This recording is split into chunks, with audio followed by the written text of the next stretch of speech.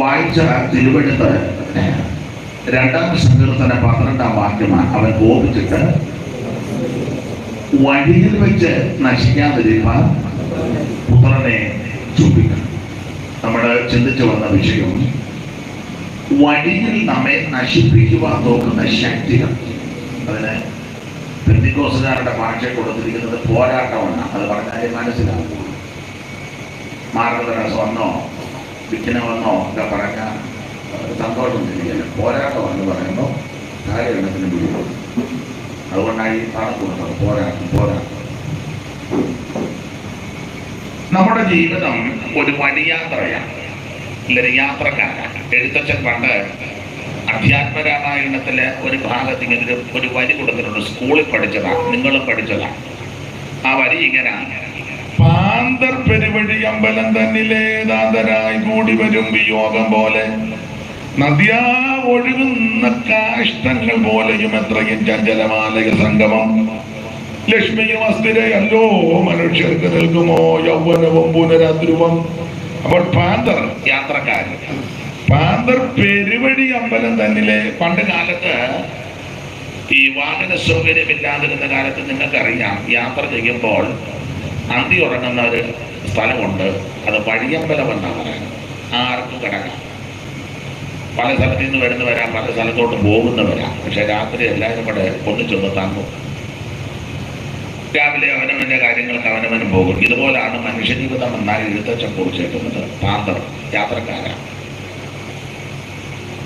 ഞാനും നിങ്ങളുമെല്ലാം വഴിയാത്രക്കാരാ. നമ്മുടെ കർത്താവ് 2 വഴിയെ പറ്റിയാണ് പറഞ്ഞത്. 1 നാശത്തിലേക്കുള്ള വഴി, 2 നിത്യജീവനിലേക്കുള്ള വഴി. നാശത്തിലോട്ട് പോകുന്ന വഴി കൊണ്ട് ധാരാളം ആൾക്കാരാ പോകുന്നത്. താഴോട്ടിറങ്ങി നിന്നാൽ അവർ എന്തുമേണ്ട ആൾക്കാരാ പോകുന്നത്, ഇല്ലേ? സ്തോത്രം. പക്ഷെ നിത്യജീവന്റെ വഴിയെ കൊണ്ട് പോകുന്നത് വളരെ ചുരുക്കമാണ്. നമ്മുടെ പിതാക്കന്മാരാകുന്ന ഇസ്രായേൽ മക്കളെല്ലാം 40 വർഷം യാത്ര ചെയ്തതിന് ശേഷമാണ് ചിലര് വാഗ്ദത്ത കനാലിൽ പ്രവേശിച്ചത്. 40 വർഷം യാത്രക്കാരാണ്. പല കാര്യങ്ങളൊക്കെ നമ്മൾ ചിന്തിച്ചല്ലോ.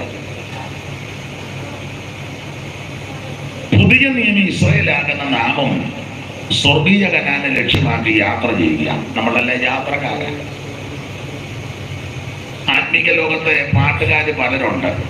ഇപ്പോഴത്തെ പാട്ടുകാരോട് എല്ലാവരോടും വലിയ തൃപ്തിയില്ല. പണക്കമല്ല, തൃപ്തിയില്ല. അവരോടല്ല, പാട്ടിനോട്. എന്നാൽ ഇന്ന് അദ്ദേഹം പാടി വളരെ നന്നായിരിക്കും, വളരെ നന്നായിരിക്കും. അദ്ദേഹത്തെ നേരത്തെ അറിയാവുന്നത് കൊണ്ട് നന്നാന്ന് പറഞ്ഞതല്ല, നല്ലതായതുകൊണ്ട് പറഞ്ഞതാണ്. ഇപ്പോൾ ഈ പാട്ട് പാടുന്നതിൽ എല്ലാവരും അല്ല, പലരും രക്ഷിക്കപ്പെട്ടതൊന്നുമല്ല. അല്ല, അവർക്കിത് കഴിഞ്ഞ് വേറെ ഒത്തിരി പരിപാടികളുണ്ട്. കൺവെൻഷന് പാടണം, പിന്നെ അമ്പലത്തിൽ പോയി പാടണം, അത് കഴിഞ്ഞ് പള്ളിയിലെ പാട്ടുണ്ട്, അത് കഴിഞ്ഞ് കല്യാണ വീടുകളിലെ രാത്രി ഫംഗ്ഷൻ അതിന് പാടണം. അവർക്ക് ഒത്തിരി പ്രോഗ്രാം. അവർ ശുശ്രൂഷ നല്ലല്ലോ പാടുന്ന പ്രോഗ്രാമാണ്. ഇത് പ്രോഗ്രാമല്ല, ഇത് ശുശ്രൂഷയാണ്. അതായത് വ്യത്യാസം. മറ്റവർക്ക് പ്രോഗ്രാമാണ്, നമുക്ക് ശുശ്രൂഷ. അവിടെ എൻ്റെ വിഷയം പാട്ടെന്നുള്ളതല്ലല്ലോ, അതുകൊണ്ട് ഞാൻ അത് പറയുന്നില്ല. ആത്മീക ലോകത്തെ നല്ല നല്ല പാട്ടുകാരുണ്ട്, പഴയ പാട്ടുകാർ, നല്ല പാട്ടെഴുതിയ ആൾക്കാർ. ഇപ്പം പാട്ടെഴുതുന്നത് എല്ലാവരും മോശമാണെന്നും എല്ലാ പാട്ടും മോശമാണെന്നും പറയുന്നില്ല. ഇപ്പോഴും നല്ല പാട്ടുകാരുണ്ട്, നല്ല പാട്ടുകളുമുണ്ട്. പക്ഷെ അതധികം നമ്മൾ കേൾക്കുന്നുമില്ല, പാടുന്നുമില്ല. ഇപ്പോഴത്തെ പാട്ടുകളൊക്കെ നിങ്ങൾ നിഷ്പക്ഷമായിട്ട് ചിന്തിച്ചാൽ മതി. ഞാനിതിനെ എന്നെ കൊണ്ടെല്ലാം പറയിപ്പിക്കുന്നു. നമ്മൾ പിന്നെ ഈ സിസ്റ്റം എല്ലാം വെച്ച് ഓണം ആയതുകൊണ്ട് തന്നെ നമ്മൾ ശ്രദ്ധിക്കുന്നില്ല. ഈ ഓണത്തിൻ്റെ കൂടെയാണ് പോകുന്നത്, ഇതിൻ്റെ കൂടെ പോകുന്നത്. പിന്നെ നമുക്ക് ശ്രുതിയോ രാഗമോ താളമോ ഒന്നും നമ്മൾ ശ്രദ്ധിക്കുന്നില്ല. പെന്തിക്കോസുകാരായതുകൊണ്ട് നമുക്കെല്ലാം ഈ പാട്ട് പാടിയതിൻ്റെ ഒടുവിൽ വരുമ്പോൾ ഒരു മൂപ്പുണ്ടാകും. അപ്പോൾ പിന്നെ നമ്മൾ താളമൊന്നും നന്നായിട്ട് താളത്തിൽ ഈ ക്രൈസ്തവ ലോകത്തില് നല്ലതുപോലെ അതിൻ്റെ ചിട്ടയിൽ പാടുന്നത് CSIക്കാരാണ്. ഇത് പറയുന്ന പെന്തിക്കോസുകാർക്ക് ഇഷ്ടമല്ല. ഉടനെ നിങ്ങളുടെ എല്ലാം കുശുമ്പാല്ല.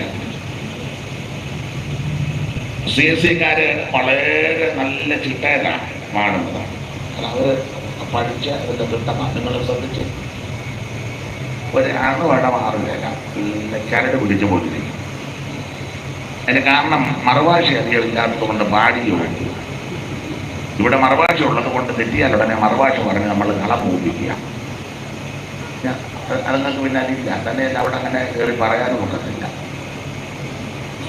ഇവിടെ എന്തും കയറി പറയാം. അപ്പൊ അവര് വളരെ ചിട്ടയോടാണ് പാടുന്നത്. എനിക്ക് വലിയ ഇഷ്ടമാണ്. നമുക്ക് പക്ഷെ അവരുടെ പാട്ടുകളെല്ലാം അറിയത്തില്ല, നമ്മളെ കൊണ്ടൊക്കത്തില്ല.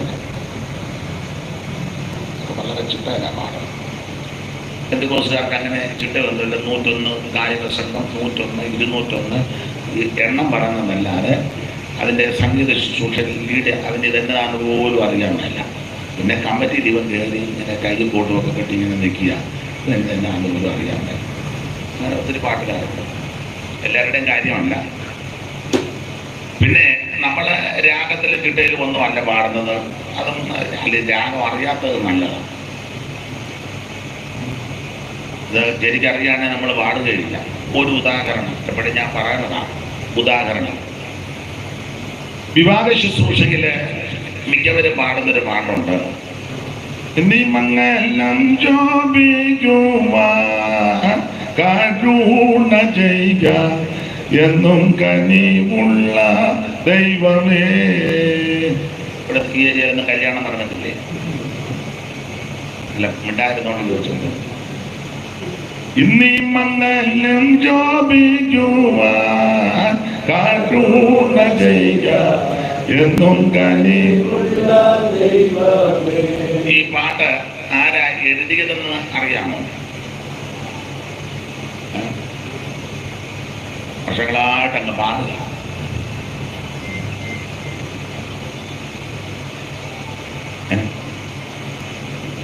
ഈ പാട്ട് എഴുതിയത് പാടുന്നവരോടാണ് ചോദിക്കുന്നത്.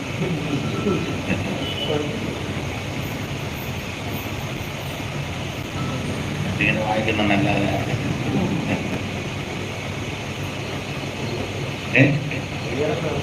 ഉയരമില്ല, അയാളൊക്കെ വേറെ വിഷയമായിരിക്കും.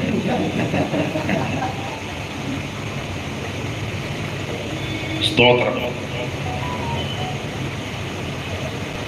അപ്പോൾ ഇത് മോശെ വത്സലം ശാസ്ത്രികളുടെ പാട്ടാണ്. മോശെ വത്സലം. ആ പാട്ട് പുസ്തകത്തിൻ്റെ അടിയിൽ M കുത്തിട്ടിട്ട് പി മോശെ വത്സലം ശാസ്ത്രികൾ ഇവിടെ പാട്ട്. അതെ, ഇതേത് രാഗമാണെന്ന് അറിഞ്ഞാൽ നമ്മൾ ഇനി പാടുകയാണ്. ഏത് രാഗമാണ്? പാട്ട് പാടുന്നവരോട് ചോദിക്കുക, അവർക്ക് ആകുമ്പോൾ കാര്യങ്ങൾ എന്നോടാണ് ചോദിച്ചത്, ഞാനല്ലേ ചോദിച്ചത്. പ്രധാനമായിട്ട് സംഗീത ഒക്കെ പഠിക്കുന്നവർക്കറിയാം, ഈ മേളകർത്താരാഗമുണ്ട്. അത് എത്രയാ? 72 72 മേളകർത്താരാഗമാണ്. അതിലൊന്നാം മുമ്പേ പറഞ്ഞ് എന്തുവാ? പിന്നെ ശ്രീരാഗം, മായാമാളവിന്റെ പിന്നെ കരകരപ്രിയ, അത് നല്ലതാണ്, നല്ല രാഗമാണ്. മോഹനം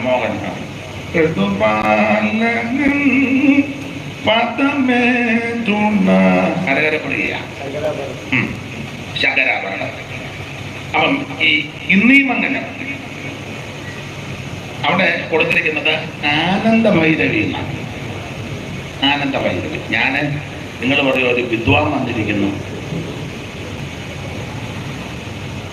ചില കാര്യമൊന്നും പറയുന്നതേ ഉള്ളൂ. ആനന്ദ ഭൈരവി. അപ്പൊ ആനന്ദ ഭൈരവി രാഗത്തില ഇത് ചിട്ടപ്പെടുത്തിയിരിക്കുന്നു. നമ്മളെ കൊണ്ടൊന്നും പാടാനൊക്കത്തില്ല, പറയാന്നല്ലാതെ ഒക്കത്തില്ല. അപ്പം ഇനി ആ കാര്യം ഒന്ന് നിർത്തിക്ക്, ഓളിയെ കുറച്ചൊരു കാര്യം പറയാനാണ്. അതായത്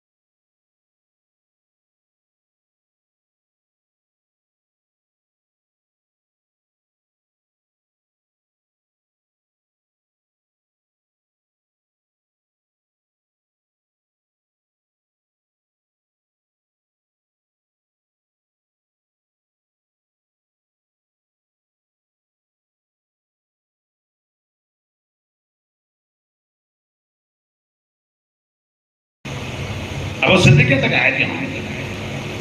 പലതും താളത്തിലും ശ്രുതിയിലും ഒന്നും അല്ല പോകുന്നത്, പിന്നെ ഒരു ഓളത്തിലങ്ങ് പോവുക. പല പാട്ടുകളും നമുക്ക് ഉൾക്കൊള്ളാൻ പറ്റത്തില്ല. വേറൊരു പാട്ടുണ്ട്, മധ്യാകാശത്തെങ്കിൽ മണിപ്പന്തൽ. അവിടെ മണിപ്പന്തലില്ല. പിന്നെ പ്രാസോപ്പിച്ച് ഒരു ചേർച്ചയ്ക്ക് കൊടുക്കുന്നേ മണിപ്പന്തൽ. മണിപ്പന്തൽ ഇടുന്നത് വിശേഷമാണ്. ദാനിയേൽ പ്രവചനമൊക്കെ പഠിക്കുമ്പോൾ മണിപ്പന്തൽ ഇടുന്നത്, പിന്നെ അവ പരിവാറുള്ള പ്രഭു അവ മണിപ്പന്തൽ ഇടണം. അവിടെ നമ്മളിപ്പോൾ കണ്ണനത്തൊന്നും പൊതുവല്ല. പിന്നെ അടുത്ത കാലത്ത് വളരെ പ്രചാരമായൊരു പാട്ടാണ്, നീങ്ങിപ്പോയെന്റെ ഭാരം. പുസ്തകത്തിൽ എഴുതിയേക്കുന്ന പോകുകയല്ല. അങ്ങനെ വായിച്ചു. കൊടുഞ്ചേർക്കെഴുതിയ 2-ാം ലേഖനം 5-ാം അധ്യായത്തിന്റെ 1 മുതൽ പെട്ടെന്ന് വായിച്ചു. വായിച്ചു. കൂടാരമാകുന്ന ഞങ്ങളുടെ ബഹുമാനം അടിഞ്ഞു പോയാൽ കൈപ്പണിയല്ലാതെ വായിച്ചു. കൂടാരമായി നിങ്ങളുടെ ഭൗമഭവനം അഴിഞ്ഞു പോയാൽ ഓടിച്ചു വായിച്ചു. കൈപ്പണിയല്ലാത്ത നിത്യഭവനമായി ദൈവത്തിന് ദാനമായ ഒരു കെട്ടിടം ഞങ്ങൾക്ക് സ്വർഗത്തിലുണ്ടെന്ന് അറിയുന്നു. ഈ കൂടാരത്തിൽ ഇറങ്ങിക്കൊണ്ട് ഞങ്ങൾ നഗ്നരായിട്ടല്ല ഉടുപ്പുള്ളവരായിരിക്കുന്ന സ്വർഗീയമായ ഞങ്ങളുടെ കാണപ്പെടാൻ അതിന് മീതെ ധരിക്കുവാൻ വാങ്ങിക്കുന്ന ഒരുപാടല്ല മർദ്ദമായത് ജീവനാൽ നീങ്ങിപ്പോകേണ്ടതിന് മീത് ഞങ്ങൾ ഈ കൂടാരത്തിൽ ഇരിക്കുന്നിടത്തോളം മതി. ഈ കൂടാരത്തിൽ ഇരിക്കുന്നിടത്തോളം ഭാരപ്പെട്ട് ഞരങ്ങുവാണ്. എന്നാലും നമ്മൾ ഞായറാഴ്ച വന്ന് പറയുക, നീങ്ങിപ്പോയെന്റെ മിണ്ടുന്നില്ല, മാറുകയെന്ന് എഴുതിയത്. നിങ്ങൾ എന്നെ ഇങ്ങനെ നോക്കാതെ നിങ്ങൾ പുസ്തകം നോക്കും. നമ്മള് പാട്ടുകാര് നമ്മളെല്ലാം ചേർന്ന് പാടുക ഞായറാഴ്ച, നീങ്ങിപ്പോയെന്റെ ഇതിനകത്ത് ഇങ്ങനെ ഈ കൂടാരത്തിൽ ഇരിക്കുന്നിടത്തോളം ഭാരപ്പെട്ട് ഞരങ്ങുവാണ്. ഒക്കുന്നില്ല. ഇപ്പൊ നിങ്ങൾ ചിന്തിക്കുക, അധികമേ ഇനി അതും പാടാൻ വേണ്ടി പാട്ടുകാരന്റെ കണ്ണിക്കല്ല, പാട്ടുകാരൻ ഏതോ വിഷയത്തിൽ ഭാരപ്പെട്ടിരിക്കുകയായിരുന്നു. ആ ഭാരം ദൈവം മാറ്റി. അന്നാലും എഴുതിയതാണ്, അദ്ദേഹത്തെ കുറ്റം പറഞ്ഞതല്ല. ഏതോ വിഷയത്തിൽ അദ്ദേഹം ഭാരപ്പെട്ടിരുന്നപ്പോൾ ദൈവത്തോട് പ്രാർത്ഥിച്ചപ്പോൾ ആ ഭാരപ്പെട്ട വിഷയത്തിന് ദൈവം പരിഹാരം നൽകി. അല്ലാതെ ഭാരം മുഴുവനും മാറത്തില്ല.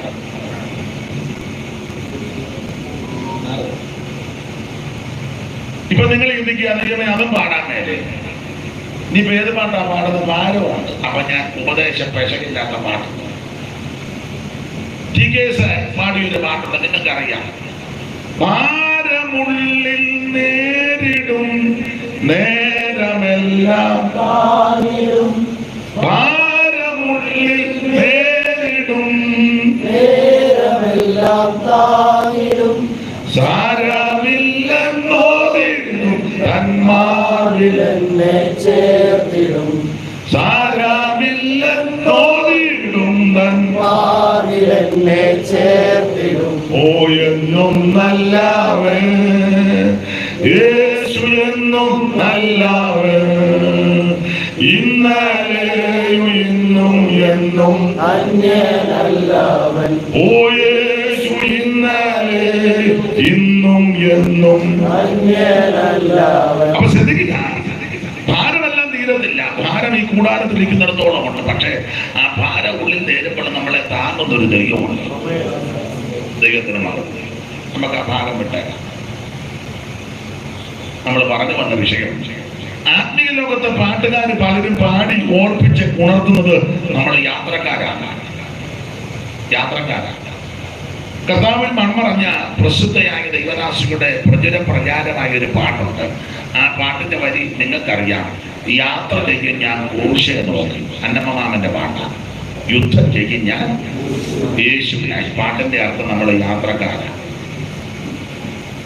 മധുരയുടെ മധുരഗായകൻ എന്നറിയപ്പെട്ട് മൺമറഞ്ഞയാളാണ് എം.ഇ. ചെറിയാറ്റൻ. അദ്ദേഹത്തിന്റെ ഒരു വലിയ നല്ല പാട്ടാണ്, എല്ലാവർക്കും അറിയാവുന്ന പാട്ടാണ്. പാട്ടിന്റെ വരി ഇങ്ങനെ, മോക്ഷയാത്രയാണിത് ഞാൻ നടക്കുന്നത്. യാത്രക്കാരാണ്. വേറൊരു പ്രസിദ്ധനായ ദൈവദാസന്റെ വരികളാണ്.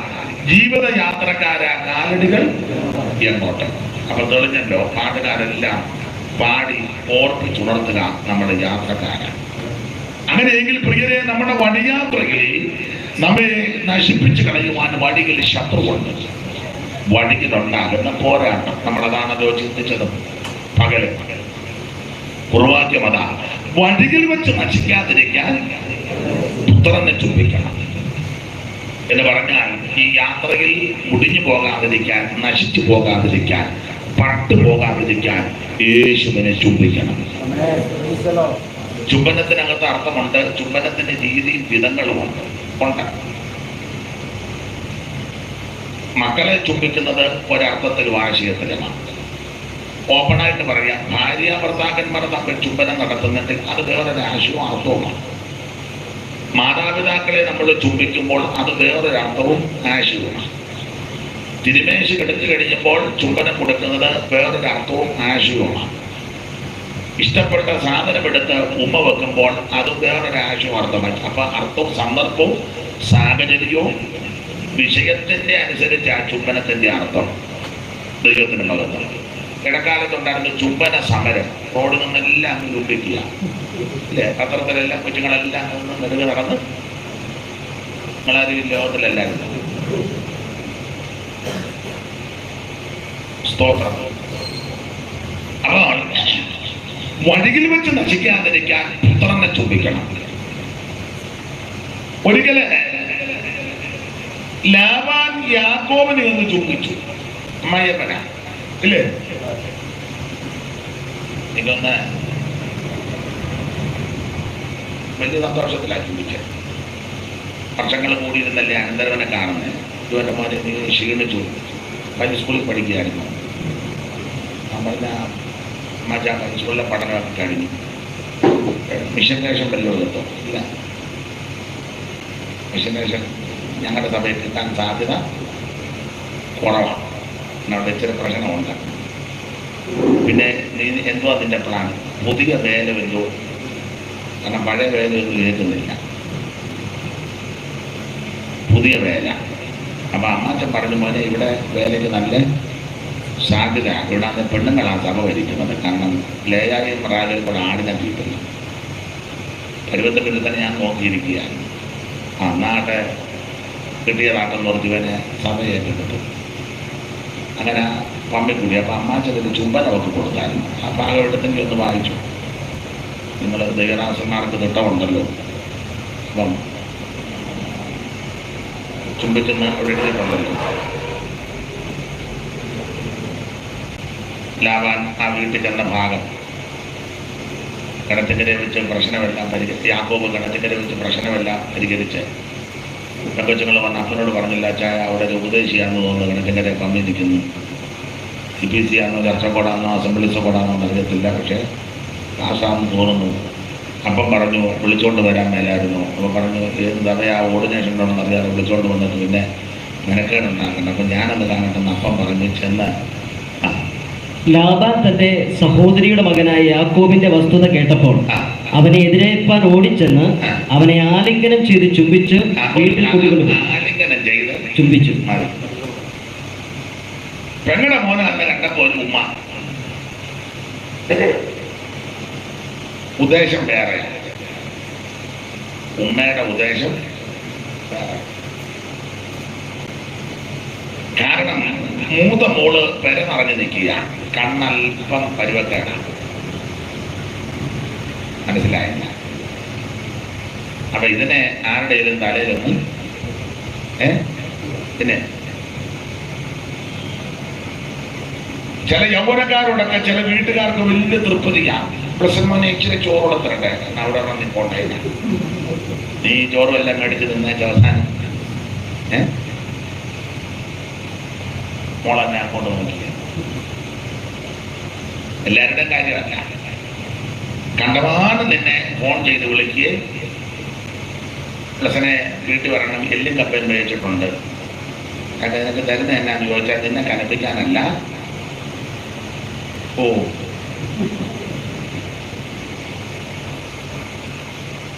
ഒത്തിരി സംഭവങ്ങൾ ഓർക്കുന്നു, പക്ഷെ എല്ലാം പറയാൻ ഒക്കത്തില്ല. എനിക്കറിയാം ഒരു യൗവനക്കാരൻ, അവന് ഒറ്റയ്ക്ക് വിശ്വാസത്തിൽ വന്നതാണ്. ഒരു പ്രവാചകയുടെ വീട്ടില് ഇടയ്ക്കൊന്ന് പ്രാർത്ഥിക്കുവായിരുന്നു. പ്രവാചകൻ നല്ല പരുവത്തിന് ദൂതുമൊക്കെ പറഞ്ഞ് അവനെ ചാത്തക്കിലേക്ക് കയറ്റി അവസാനം മോളെ കൊണ്ട് കെട്ടിച്ചു. അവൻ കെട്ടിനാണ് പറഞ്ഞു. ബാക്കി ചരിത്രമൊന്നും ഞാൻ ഇപ്പം പറയുന്നില്ല. വേറൊരു വലിയ പ്രവാചകി ഒരു പ്രധാനപ്പെട്ട കുടുംബത്തിൽ ഒരുത്തൻ വിശ്വാസത്തിൽ വന്നു. അവനോട് ദൂത് പറഞ്ഞ്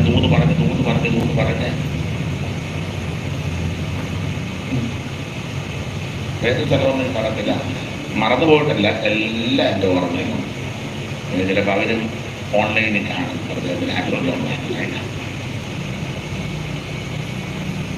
അപ്പൊ കണ്ടമാനം നിനക്ക് ശാപ്പാട് തരികയും കൂടെ നിന്നെ വിളിക്കുകയും. അപ്പൊ നീ പറയും എൻ്റെ അമ്മ പോലും ഇങ്ങനെ തിരക്കത്തില്ല, അകച്ചാ നിന്നെ വീട്ടിനകത്താക്കാനാ സ്തോത്രം. അപ്പൊ പെങ്ങളുടെ മോനെ കണ്ടപ്പോൾ ഒരു ഉമ്മ കൊടുത്തതിൻ്റെ അർത്ഥം പിന്നീട് കിട്ടിയല്ലോ, ഞാൻ വിവരിക്കണ്ട. നല്ല ഉദ്ദേശത്തോടുള്ള ഉമ്മയല്ല. ഇതുപോലെ ഓർപ്പ അമ്മായിയമ്മയ്ക്ക് ഒരു ഉമ്മ ഇല്ലേ, അവള് കഴുത്ത് വീണ് അമ്മയുടെ അവിടെ ഉമ്മയൊക്കെ കൊടുത്തു.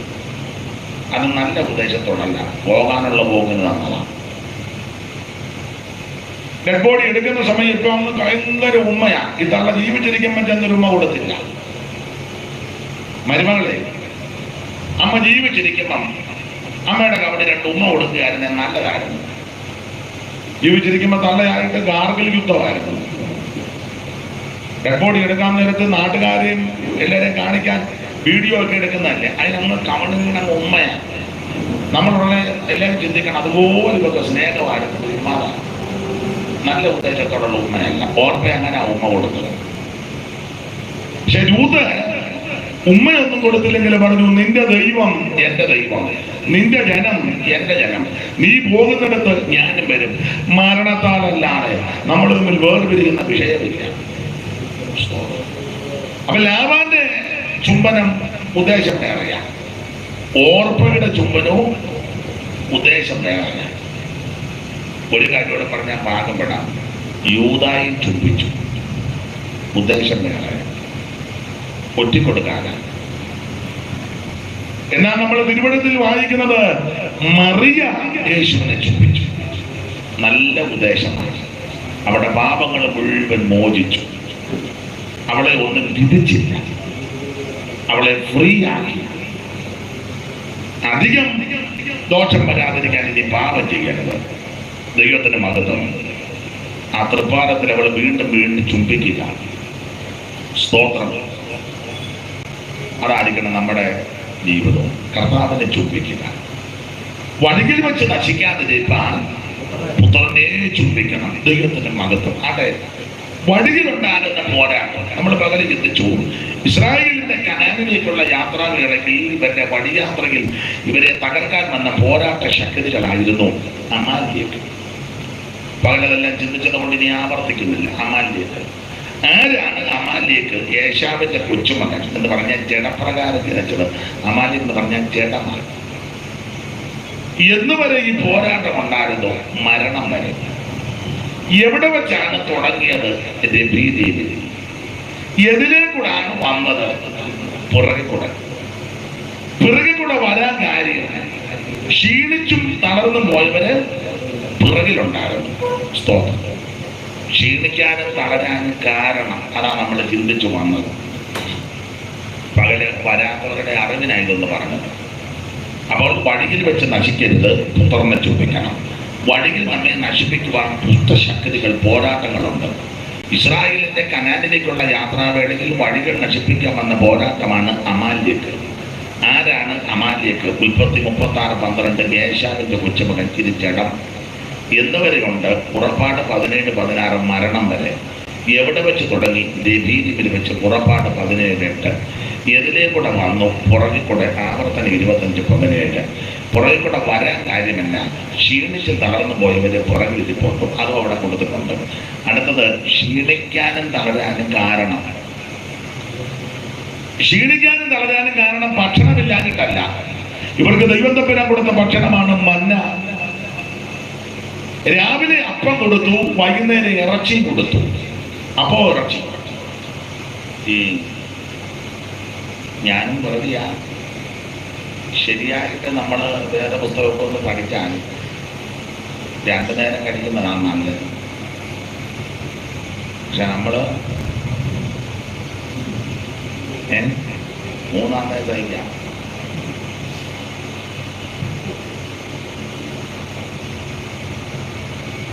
രണ്ടു നേരം കഴിക്കുന്നതാണ് നല്ലതെന്നാണ് എൻ്റെ അഭിപ്രായവും. പുസ്തകം പഠിച്ചാലും അങ്ങനെയൊക്കെ തന്നെ. ഒരു തെളിവ്,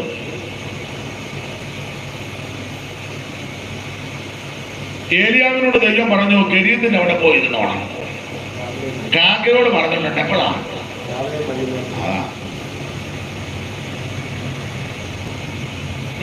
തോട്ടിലെ വെള്ളം വറ്റിയാലും കാക്കയിൻ വരവോ നിന്നിടിലും. കേട്ടിത്തു തോട്ടിലെ വെള്ളം വറ്റിയാലും കാക്കയിൻ വരവ്.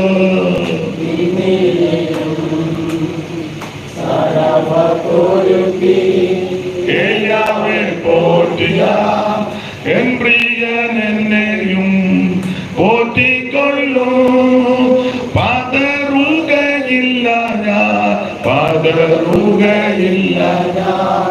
പ്രതികൂലമനവധി വന്നിടിലും വീഴുകയില്ല ഞാൻ, വീഴുകയില്ല ഞാൻ. ഓ കഷ്ടതയനവധി വന്നിടിലും എൻ കാതൻ കാത്തിടും, എൻ പ്രിയൻ പോറ്റിടും, എന്നാഥൻ നടത്തിടും അന്ത്യം വരെ.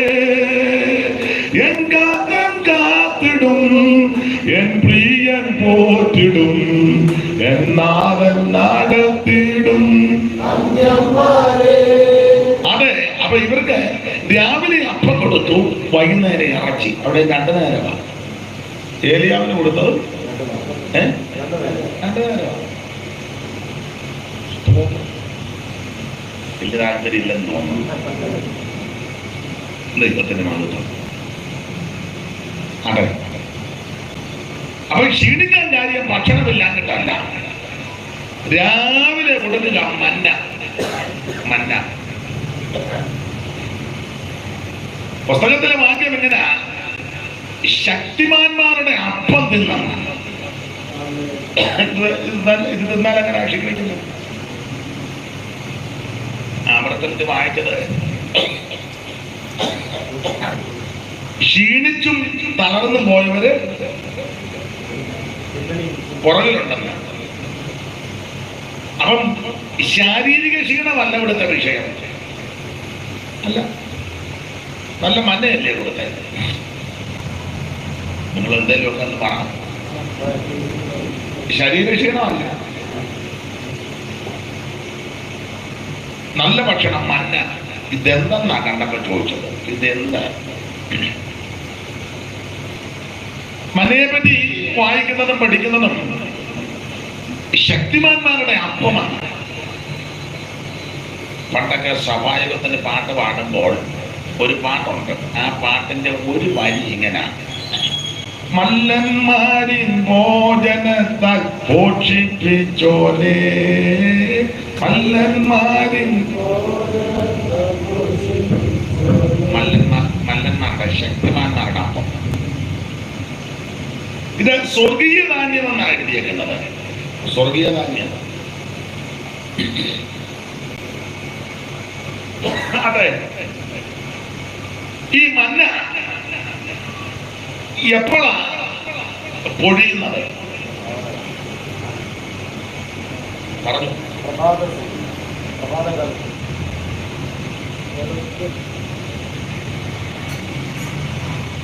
മന്ന മന്ന എപ്പോഴാ പൊഴിയുന്നത്?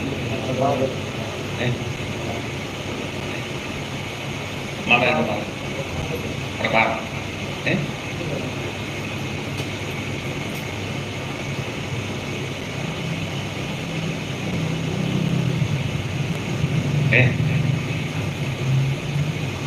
മന്ന എപ്പോഴാ പൊഴിയുന്നതാണ്?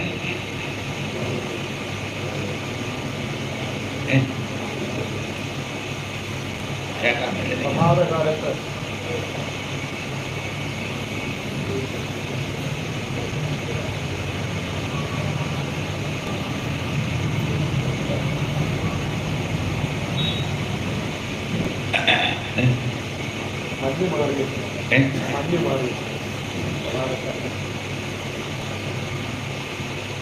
സംഖ്യാപുസ്തകം 11-ാം അധ്യായത്തിന്റെ 9-ാമത്തെ വാക്യം വായിച്ചേ.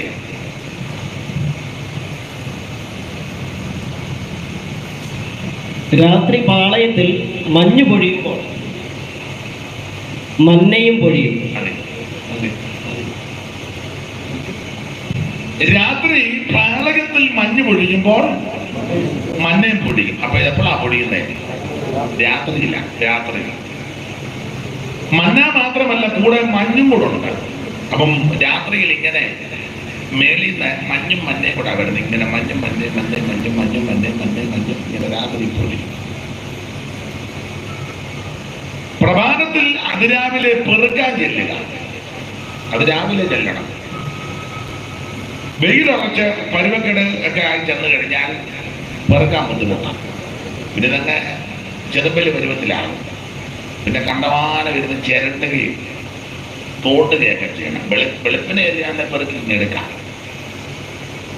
ഇത് കൊത്തമ്പാലി പോലെ വെള്ളം നടക്കും. കുൽക്കുലു അങ്ങനെ കൊടുത്തേക്കുന്നത്. ചെറുതാണ്. ഞാൻ കണ്ടിട്ടില്ല. ഇതിനെപ്പറ്റി പഠിച്ചിട്ടുള്ളവരും അറിവുള്ളവർ പറഞ്ഞത് ഈ മല്ലിയുടെ വലുപ്പമാണ്. മല്ലി കൊത്തമ്പാലി പോലെ ചെറുതാണ്. ഇത് വെളുപ്പിനെ ചെന്നാൽ പെറുക്കിയെടുക്കാം. താമസിച്ച് ചെന്നാൽ ഇത് ഉറക്കും. പിന്നെ മാന്തികം ചെണ്ട്, അതാ നമ്മള് കൺവെൻഷനൊക്കെ എത്ര പാട്ട് പാടിയാലാണ് ഉണരുന്നത്. അല്ലേ? ഇന്ന് മാന്തി മാന്തി മാന്തി മാന്തി പാടി പാടി പാടി ഊപ്പാട് വന്ന് ആരും ഓതറ പറയാനാ. പിന്നെ അവസാനം എഴുതിക്കെട്ടിച്ചവര് നമുക്കെല്ലാം കൂടി എഴുന്നേറ്റ് നിന്ന് എന്നാലും ഒന്ന് മൂക്കട്ടം പോകണം. സഹായത്തിലൊക്കെ നിങ്ങൾ ചിലട്ട് ചെയ്യുന്ന തറപ്പാട്ട് പാടി ഊപ്പാട് വന്നു. പണ്ടങ്ങനല്ല. സഹായത്തിന് അങ്ങോട്ട് വരുന്ന രാവിലെ അങ്ങോട്ട് വന്നിരുന്ന് സ്തോത്രം ചെയ്ത് വെച്ച് പ്രാർത്ഥിച്ചു തുടങ്ങി ഒറ്റ പാട്ട് പാടിയാൽ മതി. ഞങ്ങളൊരു സഹായം നടത്തി ഒറ്റ പാട്ട് പാടി ആരാധിച്ചു. 2:30 ആശീർവാദം പറഞ്ഞു. ഒന്നും നടന്നില്ല. അതാണ് മേശയിലാട്ടിച്ചു. ഒറ്റ പാട്ട് തുടങ്ങിയതേ ഉള്ളൂ. 10 മണിയായപ്പോൾ ആരാധനയാണ്. ധാരാളം പേര് അഭിഷേകം പ്രാപിച്ചു. ചിലരെ പ്രവചനാത്മാവിൽ നിറച്ചു. ചില ജോലികൾ സൗഖ്യമായി. ഒറ്റ പാട്ടേ പാടിയുള്ളൂ. പിന്നെ നമ്മൾ ചില സഹായത്തിന് ചില കൺവെൻഷനൊക്കെ ചെന്ന് പാടി അതുങ്ങളുടെ ഊപ്പാട് വരിക. ഞങ്ങളെ പോലുള്ളവർ താമസിക്കാതെ അതുങ്ങൾ വിരാഗിച്ചിരിക്കും. ഈ കാലം ഇവിടെ പോയി കിടക്കുക പാടി ഞങ്ങളുടെ പാടി കൊള്ളിക്കാൻ. അപ്പൊ പറഞ്ഞു വന്നതിന്റെ പൊരുള് അതിരാവിലെ ചെല്ലണം. അതിരാവിലെ. അപ്പൊ രാത്രിയിലായി ഇത് പൊടിയുന്നത്. മന്ന മാത്രമല്ല, കൂടെ മഞ്ഞും കൂടെ ഉണ്ട്. മഞ്ഞും മഞ്ഞയും കൂടെ. ഈ മന്ന യേശുക്രിസ്തുവിന് നിഴലാണ്. എന്നെ തിന്നുന്നവൻ എൻ മൂലം ജീവിക്കുമെന്ന്. സമൃദ്ധിയായ ജീവൻ തരാനാണ് അവിടുന്ന് സ്വർഗം വിട്ടിറങ്ങി വന്നത്. സ്വർഗം വിട്ടിറങ്ങി വന്നു. സ്വർഗമഹിമകൾ വെടിഞ്ഞു. ഏഴയ്ക്കു വേണ്ടി യേശു യാഗമായി. സ്വർഗം വിട്ടിറങ്ങി വന്നു. സ്വർഗമഹിമകൾ വെടിഞ്ഞു. ഏഴയ്ക്കു വേണ്ടി യേശു യാഗമായി. അപ്പോൾ സ്വർഗമഹിമകൾ വെടിഞ്ഞ് ഈ താഴലോകത്തുമാണ്. ഈ മന്ന യേശുക്രിസ്തുവിന് നിഴലാണ്. നിഴലാണുള്ളതിന് 1-2 തെളിവ്. ഒന്ന്, ഈ മന്ന മേളിൽ നിന്ന് വന്നതാണ്. അങ്ങനെ ആ പുസ്തകത്തിന്റെ വാക്യം. അവൻ ആകാശത്ത് നിന്ന് അപ്പം വർഷിപ്പിച്ചെന്ന്. അവൻ മന്ന എവിടെ നിന്നാ വന്നേ? മേളിൽ നിന്നാ വന്നേ. അത് യേശുക്രിസ്തുവിൻ നിഴലാണ്. മുകളിൽ നിന്ന് വന്ന ഒരുവനേ ഉള്ളൂ, യേശുക്രിസ്തു മാത്രം. സ്തോത്രം. ബാക്കി സകല ആൾക്കാരും താഴെ നിന്ന് മേളിലോട്ട് പോകാതിരിക്കുകയും ചെയ്യുമ്പോൾ മുകളിൽ നിറങ്ങി വന്ന ഒരുവനേ ഉള്ളൂ, അത് നസറേയനാകുന്ന യേശു. ഫിലിപ്പിയ വാക്യം നമുക്കെല്ലാം മനഃപാഠമാ. ദൈവരൂപത്തൊരുതിക്ക് ദൈവത്തോടുള്ള സമത്വം മുറുകെ പിടിച്ചു കൊള്ളണമെന്ന് വിചാരിക്കാതെ ദാസരൂപമെടുത്ത് വേഷത്തിൽ മനുഷ്യനായി തന്നെത്താൻ താഴ്ത്തി മരണത്തോളം ക്രൂശിന് മരണത്തോളം അനുസരണമുള്ളവനായി തീർന്ന നസറേയനാകുന്ന യേശു ക്രിസ്തു വേഷത്തിൽ മനുഷ്യനായി കാണപ്പെട്ടോനെ, വേഷത്തിൽ മനുഷ്യനായി അപ്പന്റെ മാണ് കാര്യം പറഞ്ഞില്ല, ഓർമ്മ ഇരിക്കട്ടെ. വേഷത്തിൽ കൊണ്ട് കൊടുക്കണം, പാടുമ്പോ അങ്ങോട്ട് കൊടുത്തേക്കണം, വായിക്കുമ്പോ നമ്മൾ ഇങ്ങനെ എടുത്തേക്കണം.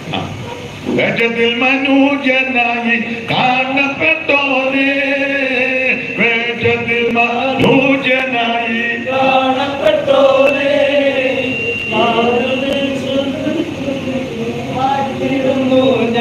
അങ്ങനെ വാഴ്ത്തണ്ട, തെറ്റാതെ പാടിയിട്ട് വാഴ്ത്തിയാൽ മതി.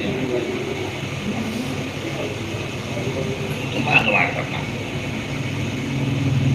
വേഷത്തിൽ മനുഷ്യനായി കാണപ്പെട്ടോനെ, വേഷത്തിൽ മനുഷ്യനായി കാണപ്പെട്ടോനെ, മനുഷ്യജന്മം എടുത്ത നിന്നെ വാഴ്ത്തിടുന്നു ഞാൻ, മനുഷ്യജന്മം എടുത്ത നിന്നെ വാഴ്ത്തിടുന്നു ഞാൻ. മാട്ടിൻ തൊഴുത്തിൽ പിറന്ന മാന്യസുതനെ, മാട്ടിൻ തൊഴുത്തിൽ പിറന്ന മാന്യസുതനെ, ഹീനവേഷമെടുത്ത നിന്നെ വാഴ്ത്തിടുന്നേ ഞാൻ, ഹീനവേഷമെടുത്ത നിന്നെ വാഴ്ത്തിടുന്നേ ഞാൻ. അപ്പൊ ഈ മന്ന യേശുക്രിസ്തുവിന് കടല. ഒന്ന്, ഇത് മുകളിൽ നിന്ന് വന്നതാണ്. മുകളിൽ നിന്ന് വന്ന ഒരുവനേ ഉള്ളൂ, നസറേയനാകുന്ന യേശു. അധികം വിവരിക്കുന്നില്ല, നിങ്ങളുടെ ഇതിപ്പോ കണ്ടിട്ട് വിവരിക്കാനും തോന്നുന്നില്ല, എന്നാലും വന്നിരിക്കുന്നല്ലോ, വലിയ കാര്യം. രണ്ട്, ഇത് ക്രിസ്തുവിന്റെ നിഴല എന്ന് പറയാൻ കാരണം ഈ മന്ന വളരെ ചെറുതാണ്, കൊത്തമ്പാലി പോലെ മല്ലി ചെറുതാണ്. അത് യേശുക്രിസ്തുവിന്റെ നിഴലാന്ന് പറയാൻ കാര്യം വലിയവനായ ദൈവം എന്നെയും നിങ്ങളെയും രക്ഷിപ്പാൻ ചെറുതായിട്ട് ഇവിടെ അവതരിച്ചു. വലിയവനായ ദൈവമെന്ന് ഞാൻ പറഞ്ഞത് ദൈവത്തിന്റെ വലിപ്പം അവിടുന്ന് സർവജ്ഞാനിയാ, സർവശക്തനാ, സർവവ്യാപിയാ, സർവവല്ലഭനാ, സർവത്തെ സൃഷ്ടിച്ചവനാ, അവന് സർവത്തിന്റെ മേൽ അധികാരമുള്ളവനാ. ഈ കാണുന്ന സകലത്തെയും സൃഷ്ടിച്ചവനാ ദൈവം. സ്തോത്രം. ഈ കാണുന്ന ഭൂചര കേചര വസ്തുക്കളെ മുഴുവൻ, വൃക്ഷലതാദികളെയും പക്ഷി മൃഗാദികളെയും എല്ലാം ഒറ്റ വാക്കുകൊണ്ടല്ല അത് സൃഷ്ടിച്ചത്. ഉണ്ടാകട്ടെന്ന് പറയുമ്പോ എല്ലാം ഉണ്ടാകാം. അത്രയ്ക്ക് വലിയവനായ ദൈവം. സ്തോത്രം. നക്ഷത്രങ്ങളാണ് കോടിക്കണക്കിന് വാരി വെവറിയേക്കുക. ഈ ഭൂമിയെ പല ഭൂമിയെ വിടുങ്ങാൻ പറ്റുന്ന വേറെ നക്ഷത്രമുണ്ട്, അതിനെ വിടുങ്ങാൻ പറ്റുന്ന വേറെ ഉണ്ട്, അതിനെ വിടുങ്ങാൻ പറ്റുന്ന അങ്ങനെയൊക്കെ വെച്ച് നോക്കി ഭൂമി എന്നുള്ളത് ചെറിയൊരു പൊട്ടാണ്. 9 കോടിയോട് 30 ലക്ഷം മൈൽ 50 മാർ അകലത്തിലാണ് അസ്കരൻ. പ്രേക്ഷകർ എണ്ണിയിട്ടുള്ള നക്ഷത്രമാകമാനം സൂക്ഷ്മമായി 60 കോടി അന്ന് എണ്ണിയപ്പം. ഇപ്പൊ പിന്നെ ഓരോന്ന് കണ്ടുപിടിച്ചോണ്ടിരിക്കുക, എത്തിപ്പെടാതെ നോക്കത്തില്ല. അത്രയ്ക്ക് വലിയ അണ്ടകടാകമായി ഈ ബ്രഹ്മാണ്ടം. ബ്രഹ്മാണ്ടം കോടിടാണ്ടം പ്രകടിതകടകം തൽപ്പലാണ്ടം തൃണാണ്ടം ഡമ്പം ഡമ്പണ്ട ഡമ്പം ചൊല്ലിട്ടുള്ളതാണ്. അണ്ടകടാകം അതുപോലെ. അപ്പോൾ ഓരോ നക്ഷത്രമെല്ലാം വാരി ഒന്നൊന്ന് കൂട്ടിമുട്ടുന്നില്ലല്ലോ. ഇവിടെ 2 വിശ്വാസം കൂടി അടിയുടെ വരുന്നതാണ്. ഈ ഭയങ്കര നക്ഷത്രമെല്ലാം ഇനി ഒന്നിട്ട് കറങ്ങി കുഴപ്പമില്ല. ഭൂഗോളം ഇതിന്റെ വ്യാസം സഹസ്രാഷ്ടകം മൈൽ, ആകെ 28,000. അപ്പൊ 28,000 ചന്ദ്രസാണ്. അതാ ഭൂമി. ഇതുപോലെ വലിപ്പപ്പെട്ട ഇതിന്റെ 10 ഇരട്ടി 100 ഇരട്ടി വലിപ്പമുള്ള ഗോളങ്ങൾ കിടക്കുക. ആകാശം ദൈവത്തിന്റെ മഹത്വത്തെ വർണ്ണിക്കുന്നു, ആകാശവിധാനം അവന്റെ കൈവേലയെ പ്രസിദ്ധമാക്കുന്നു. പകലിന് അയ്യോ, ഇതൊക്കെ അങ്ങോട്ട് ചിന്തിച്ചാൽ നമ്മൾ അന്തം വിട്ടു പോവുക. ഓരോ നക്ഷത്രം പേര് ചൊല്ലിയാ വിളിക്കുന്നത്. മകയിരം, കാർത്തിക, ഇല്ലേ? അത്തം, മലയാളത്തിൽ അങ്ങനെ അത്തം, ചിത്തിര, ചോതി, വിശാഖം, അനിടം, തൃക്കേട്ടം, മൂലം, പോരാടം, പിന്നെ ഉറക്കെ പറ. ഉത്രാടം, അവിട്ടം, ചതയം, പൂരിട്ടാതി, ഉത്രട്ടാതി, രേവതി. ഇഷ്ടം പോലെ കിടക്കുക. ഒരുത്തരോട് പണ്ട് അവർ സംസാരിച്ച പറഞ്ഞ അവസരത്തിലല്ല പറഞ്ഞു, ഞാൻ കേട്ടതാ രണ്ടുപേരുടെ സംസാരിച്ച, നിന്റെ നാളല്ല അണ്ണാ പറഞ്ഞ എൻ്റെ തിരുവാതിര, അണ്ണാ പറഞ്ഞ് എൻ്റെ കഥകളിയാണ്.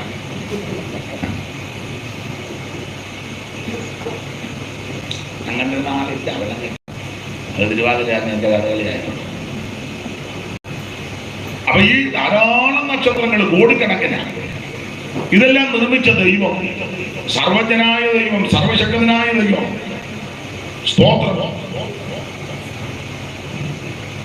അങ്ങനെയുള്ള വലിയവനായ ദൈവം എന്നെയും നിങ്ങളെയും രക്ഷിപ്പാൻ ചെറുതായിട്ട് അവതരിച്ചത് എന്ന് പറഞ്ഞാൽ ഭൂമിയേക്കാൾ വലിപ്പമുള്ള 10 ഇരട്ടി 100 ഇരട്ടി വലിപ്പമുള്ള ഗോളങ്ങൾ കിടക്കുക.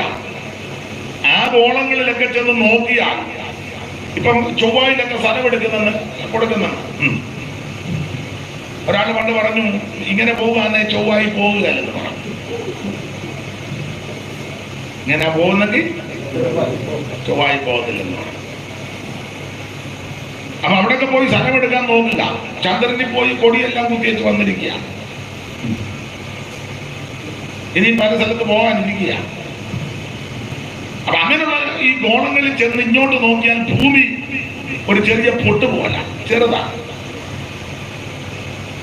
അങ്ങനെയുള്ള ഈ ഭൂമിയിൽ ഏതാണ്ട് 4ൽ 3 ഭാഗവും വെള്ളമാണ്. കര കുറച്ച് പോകും.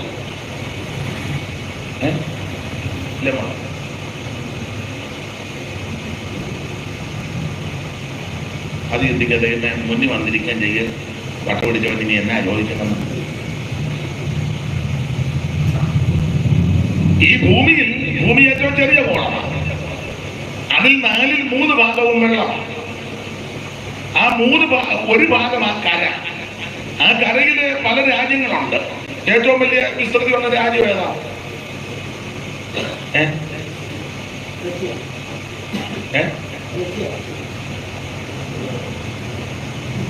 വലിപ്പമല്ല, ജനസംഖ്യ ചൈന. ഇപ്പൊ ഇന്ത്യയെ കടപിടിച്ച് വരിക അല്ലേ?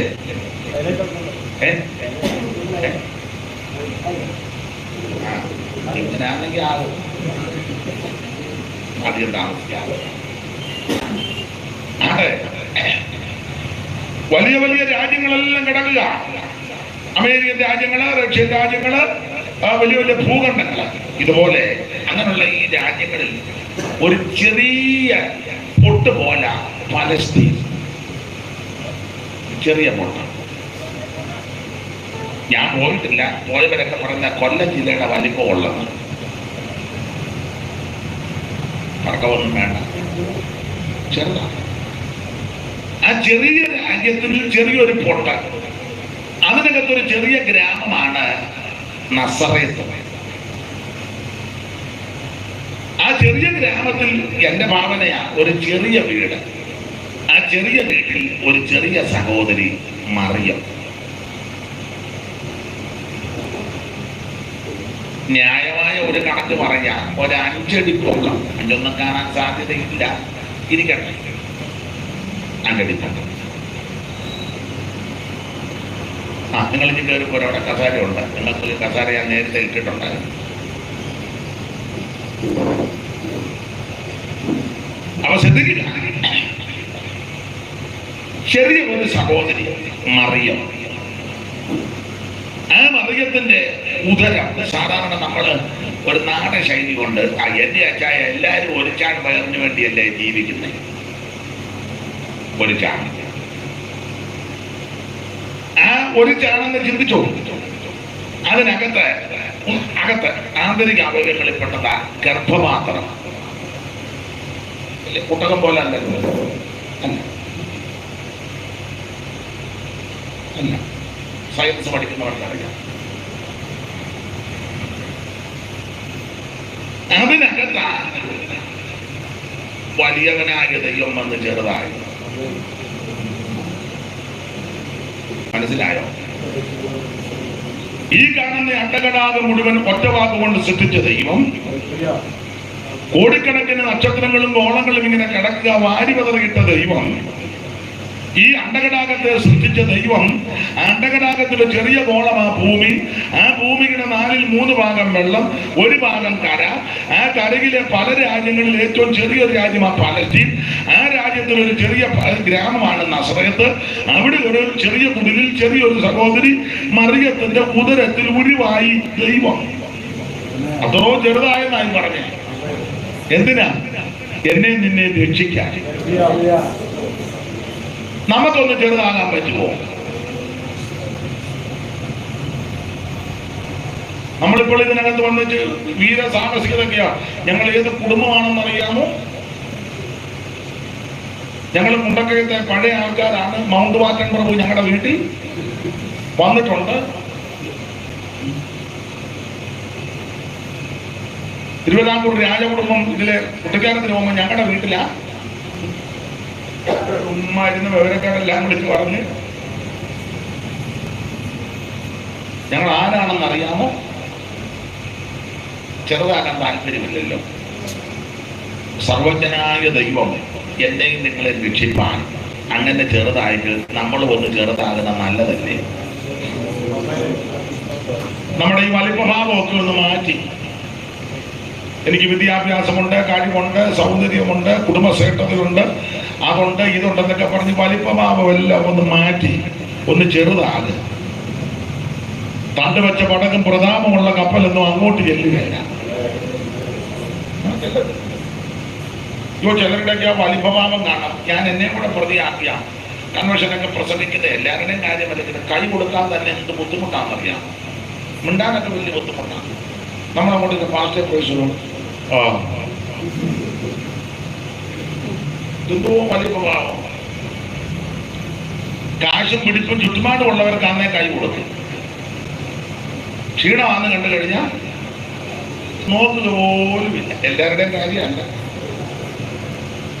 ആ കാര്യത്തിന് ഞാൻ വളരെ ബഹുമാനിക്കുന്ന ആദരിക്കുന്ന ഒരാളുണ്ട്. പലര് കാണുമായിരിക്കും. എൻ്റെ ദൃഷ്ടിപ്പെട്ട ഒരാളാണ് നമ്മുടെ കറകച്ചാലിലെ സെൻട്രൽ പാസ്റ്റർ കുഞ്ഞാപ്പിച്ചായൻ. നമ്മൾ അദ്ദേഹത്തിൻ്റെ കിട്ടുന്ന അദ്ദേഹം ഉടനെ എഴുന്നേറ്റ് നിന്ന് വന്ദനം ചെയ്യും. അദ്ദേഹം ആരാ? ശ്രേഷ്ഠനായ കർത്തൃദാസൻ. അതെ, അച്ഛനറിയാം. കെ ഇ അബ്രഹാം അവരുടെ കൂടെ സന്തത സഹചര്യമായിട്ട് 20 വർഷം ഉണ്ടായിരുന്നു. അത് കൂടുതലുണ്ടെങ്കിൽ കൂടെ 20. നന്നായിട്ട് പ്രസംഗിക്കും കുഞ്ഞാപ്പിച്ചായൻ. നല്ല ഹൈപ്പിച്ച് പാട്ടും പാടും. സാധാരണ ചിലർ പ്രസംഗിച്ച് കഴിഞ്ഞ് കുഞ്ഞാപ്പിച്ചായന് പ്രാർത്ഥനയ്ക്ക് കൊടുത്താൽ അതെല്ലാം കൂടെ ചേർത്ത് കോർത്തിറക്കി 4 എണ്ണ അടുക്കം കിട്ടാൻ പ്രാർത്ഥന. പണ്ടൊരു കൺവെൻഷൻ മൂശാരിക്കവലെ നടന്നത്. പ്രസംഗിച്ചത് അത്ര പോരായിരുന്നു. ഒടുവിൽ കുഞ്ഞാപ്പിച്ചാനാ പ്രാർത്ഥിച്ചത്. പ്രാർത്ഥിച്ചു കഴിഞ്ഞപ്പം ജനം പറഞ്ഞു, എന്നാ പിന്നെ ഇയാളെ കൊണ്ട് പ്രസംഗിപ്പിക്കണ്ടായിരുന്നു, അച്ഛാന് പ്രാർത്ഥനയ്ക്ക് കൊടുത്താൽ മതിയായിരുന്നു. നമ്മുടെ തവയല്ല, അതൊക്കെ കഴിവാണ്, കൃപയാണ്. പക്ഷെ ആ മനുഷ്യന്റെ ബഹുമാനം താഴ്ന്നു. എന്നെ വളരെ ആകർഷിച്ചിട്ടുണ്ട്. ഞാൻ പഠിച്ചിട്ടുമുണ്ട്. എൻ്റെ ദൃഷ്ടിപ്പെട്ട ഒരു കാര്യം പറഞ്ഞതാ. നിങ്ങളുടെ അറിവിൽ ചിലർ കാണുമായിരിക്കും. അങ്ങനെയുള്ള ഒത്തിരി പേര് താഴ്ന്ന വിനയം. എന്നാൽ ചിലരോട് നിങ്ങൾ കൈ തരാനൊക്കെ ഭയങ്കര ബുദ്ധിമുട്ടാണ്. മിണ്ടാൻ ബുദ്ധിമുട്ടാണ്. ഇപ്പൊ നിങ്ങൾ ചിലരെയൊക്കെ ഓർത്തിട്ടുണ്ടല്ലേ? ഇല്ലേ? പിന്നെ പറയുമൊന്നും വേണ്ട. നിങ്ങൾ ഓർത്തവരെയൊക്കെ ഞാൻ ഓർത്തോണ്ടിരിക്കുക. ഏത് മനുഷ്യനും ഉറച്ചു നിന്നാൽ ഒരു ശ്വാസമാണ്. നിഗളിക്കരുത്, അഹങ്കരിക്കരുത്. നമ്മളെ കൊണ്ടൊന്നും നടക്കത്തില്ല. നാം ആകുന്നത് ദൈവത്തിന്റെ കൃപയാണ്.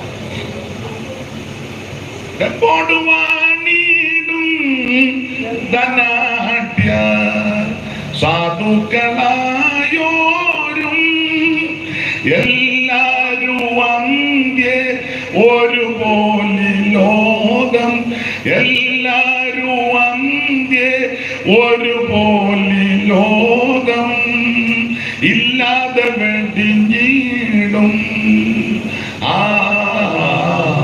നീയതു മറക്കാതെ ആനന്ദമേറും നിൻ ജീവകാലം മറയും നിഴൽ പോലെ.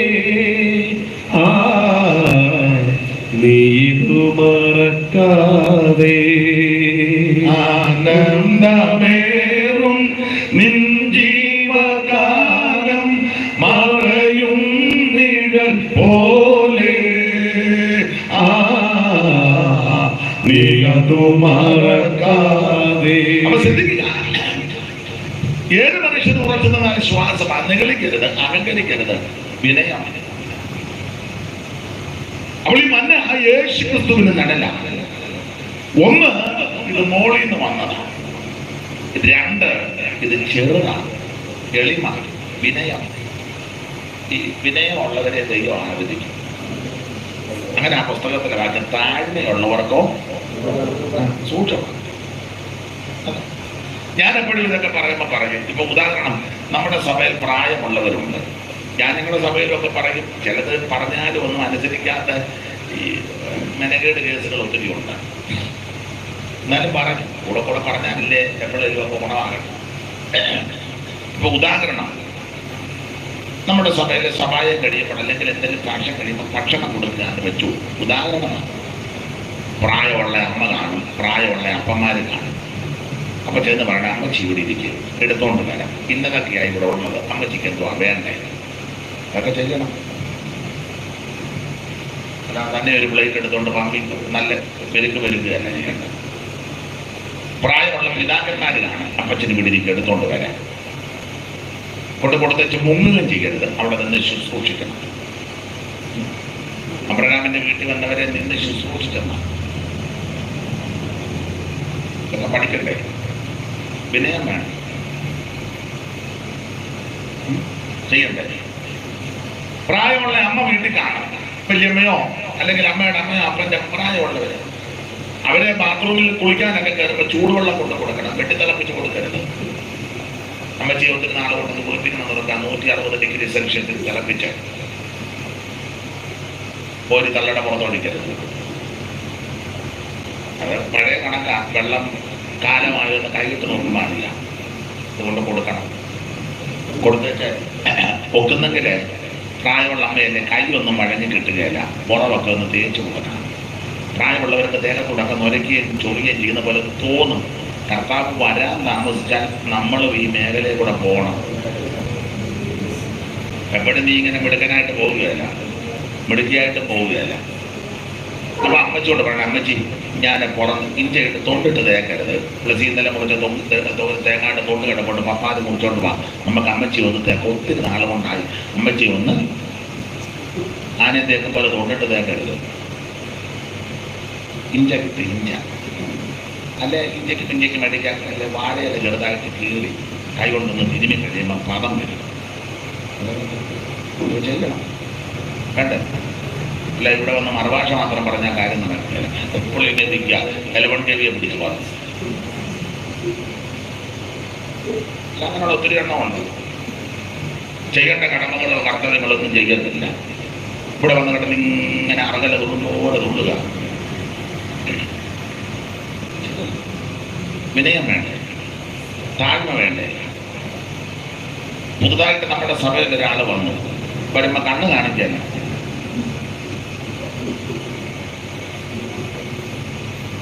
അങ്ങനല്ല. യോഗ കഴിയുമ്പോൾ ചെന്ന് എവിടെ നിന്നാണ് വരുന്നത്, പേരെന്തുവാ, ഇനി വരണേ, പ്രാർത്ഥിക്കാം, എന്തെങ്കിലും ഉണ്ടോ പ്രാർത്ഥിക്കാൻ വിഷയം, അവിടെ ഉള്ളതാണെന്നേ പറയണം, പ്രാർത്ഥിക്കാം, സമാധാനത്തോടെ. അപ്പോൾ ഞങ്ങൾ വീട്ടിൽ വന്ന് പ്രാർത്ഥിക്കുന്നതിന് വിരോധമുണ്ടോ? ഉണ്ടെങ്കിലുണ്ടെന്ന് പറയില്ല, ഞങ്ങളൊന്ന് വരട്ടെ, അല്ലെ ഞങ്ങളുടെ വീട്ടിലോട്ടൊന്ന് വരണേ, ഇതൊക്കെ അതിൻ്റെ പിന്നെ ഇത് മിണ്ടുകയില്ല, മുറങ്ങയിലില്ല, കയ്യും കൊടുക്കുകയല്ല. ഇന്ന് ചൂടിരുന്ന് പ്രാർത്ഥന, കർത്താവേ ആത്മാക്കളെ തരണമേ, മുണ്ടക്കരുത് കുട്ടിക്കാലത്തിന് എത്ര ആൾക്കാർ പോകുന്നു, ഹാലിയിൽ പോട്ടെ, അവർ പോട്ടെ, ഇവിടെ വന്നിട്ട് തന്നെ എടുക്കാൻ. സ്തോത്രം. വിനയം വേണം, വിനയം വേണം. പ്രായമുള്ളവരെ ബഹുമാനിക്കണം. സ്തോത്രം. കുഞ്ഞുങ്ങളോട് ആരുണ്ടിലായിരിക്കണം. ചിലർ അവനവൻ്റെ കുഞ്ഞുങ്ങളോട് ഭയങ്കര കരുതലാണ്, മറ്റുള്ള കുഞ്ഞുങ്ങളെ ആക്ഷേപിക്കുകയും അത് പാടില്ല. നമ്മുടേത് പൊന്ന, മറ്റത് ചെമ്പ. അങ്ങനെയല്ല. നമ്മുടെ കുഞ്ഞുങ്ങളെക്കാൾ കുറച്ചുകൂടെ കരുതലായിരിക്കണം മറ്റുള്ളവരുടെ കുഞ്ഞുങ്ങളെ. അങ്ങനെ നീ കരുതിയാൽ നിന്റെ കുഞ്ഞിനെ കരുതാൻ 100 പേര് ദൈവം ഒരുക്കും.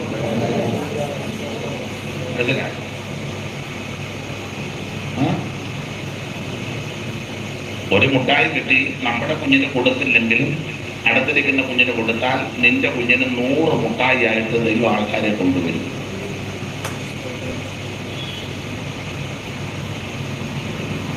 എന്നാലും വള്ളം മുങ്ങിയതുപോലെ ഇരിക്കുന്നു, സങ്കടപ്പെട്ടു. നിങ്ങൾ പരീക്ഷിച്ച് നോക്ക്. പരീക്ഷിക്കും. മലാക്കിൽ അങ്ങനല്ലേ പറഞ്ഞു, ഒന്ന് പരീക്ഷിച്ച് നോക്ക്. ഗുണമാകുമല്ലോ അറിയാം. ദൈവത്തിന് മഹത്വം. ഇടയ്ക്ക് കയറി പറഞ്ഞതേ ഉള്ളൂ. നിങ്ങൾ ചിലപ്പോൾ ഇങ്ങനെയുള്ള പ്രസംഗം ഉദ്ദേശിച്ചല്ലായിരിക്കും വന്നത്. ഇന്നെല്ലാത്തിനും തുള്ളി ഊപ്പാട് വന്ന അവസാനം നടുവ് നട്ടലും പോയി പോകുമെന്ന് പറഞ്ഞായിരിക്കും വന്നത്. ഉള്ളതൊന്നും വേണ്ട, യാതായിരുന്നിട്ട് പതൊക്കെ കേട്ട് ഗുണപ്പെട്ടങ്ങ് പോയാൽ. അപ്പോൾ ഈ മന്ന യേശു ക്രിസ്തുവിന് നിഴലാണ്. ഒന്ന്, ഇത് മുകളിൽ നിന്ന് വന്നതാ. മുകളിൽ നിന്ന് വന്ന ഒരുവനെ കൊണ്ടു നസറായൻ. 2, ഇത് ചെറുതാണ്. വലിയവനായ ദൈവം. സ്തോത്രം. ചെറുതായി. അതാ മന്ന, ചെറുതാണ്. 3, ഈ മന്നയുടെ വിശേഷത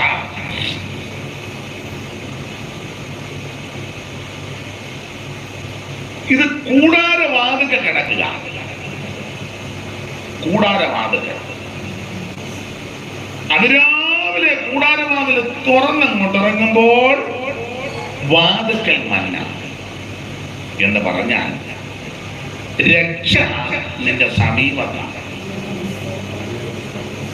യേശുക്രിസ്തു രക്ഷിതാവാണ്.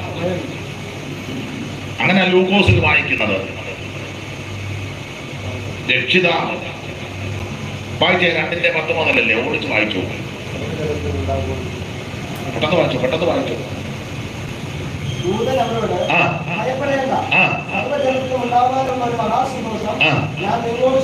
അടുത്തത് എന്ന രക്ഷിതാവ്. കർത്താവായ ക്രിസ്തു എന്ന രക്ഷിതാവ്. അപ്പോൾ യേശു ക്രിസ്തു രക്ഷിതാവാ, രക്ഷകനാണ്. സ്തോത്രം. രക്ഷകൻ യേശുവിൻ സന്നിധിയിൽ കടന്നു വന്നിടുവേ, മഹത്വരാജനായി നിന്നിലേക്ക് എഴുന്നള്ളിയിടട്ടെ.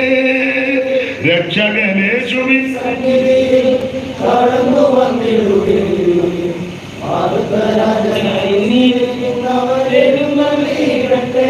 അപ്പൊ യേശു ക്രിസ്തു രക്ഷകനാണ്. ക്രിസ്തുവിന് നിഴലാ മന്ന. അപ്പൊ മന്ന കിടക്കുന്നത് എവിടാ? വാതുക്കല. രക്ഷ തേടി നീ കിഴക്കോട്ടും പടിഞ്ഞാട്ടും തെക്കോട്ടും വടക്കോട്ടും ഒന്നും പോകണ്ട. രക്ഷപ്പെടണം തമിഴ്നാട്ടിൽ പോകാം, വേണ്ട. എനിക്ക് രക്ഷപ്പെടണം കോയമ്പത്തൂർ പോകാം, വേണ്ട. എനിക്ക് രക്ഷപ്പെടണം കിഴക്കോട്ട് പോകാം.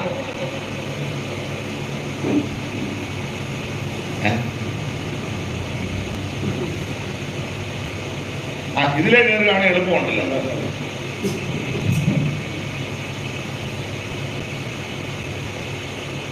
എനിക്ക് രക്ഷപ്പെടണം കൊല്ലം സൈക്കിലോട്ട് പോകാം.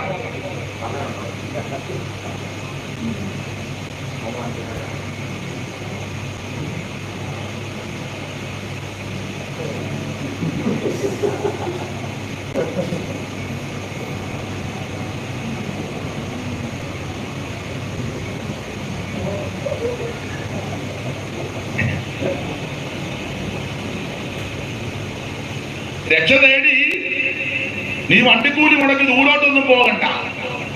രക്ഷപ്പെടാൻ ട്രെയിൻ കയറിയും പോകണ്ട, ബസ്സേ കയറിയും പോകണ്ട, ജീപ്പ് പിടിച്ചും പോകണ്ട, കാലിൽ ചെരുപ്പ് ഇട്ടോണ്ട് പോകണ്ട, ഇടാതെ പോകണ്ട, ചെരുപ്പുണ്ട ഇട്ടു. രക്ഷപ്പെടാൻ വെള്ളത്തുണി മാത്രം കൊടുത്താലേ രക്ഷപ്പെടുള്ളൂ. ഇല്ലില്ല.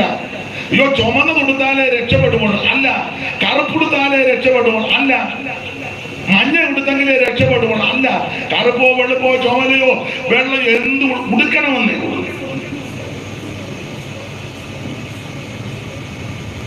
രക്ഷപ്പെടാൻ ഇന്ന സാധനങ്ങൾ കൊണ്ടുപോയെങ്കിൽ രക്ഷപ്പെടും. വേണ്ട, യേശുവിന്റെ അടുക്ക വരാൻ ഒന്നും കൊണ്ടുവരണ്ട. സ്തോത്രം. CSAക്കാര് പാടുന്നൊരു പാട്ടുണ്ട്, എനിക്ക് പാടാൻ വയ്യ. അമ്മ CSA അല്ല, CSA രക്ഷിക്കപ്പെട്ട് വന്ന ആരെങ്കിലും ഉണ്ടോ? ആരുമില്ല. ഇല്ലാത്ത CSAക്കാരുണ്ടോ ഇതിനകത്ത്? ഇവിടെ ആരുമില്ലേ? കൊണ്ടേലും കൈപൊക്കുകയല്ല. നിങ്ങൾ ചിന്തിക്കുന്ന അയാൾക്ക് ബോധമൊന്നുള്ളവനല്ല, എന്തിനാ കൈപൊക്കിക്കുന്നു? ഒരു പാട്ടിന്റെ വരിയുണ്ട് ഇങ്ങനെ, പാടാൻ എന്നാൽ നോക്കണം.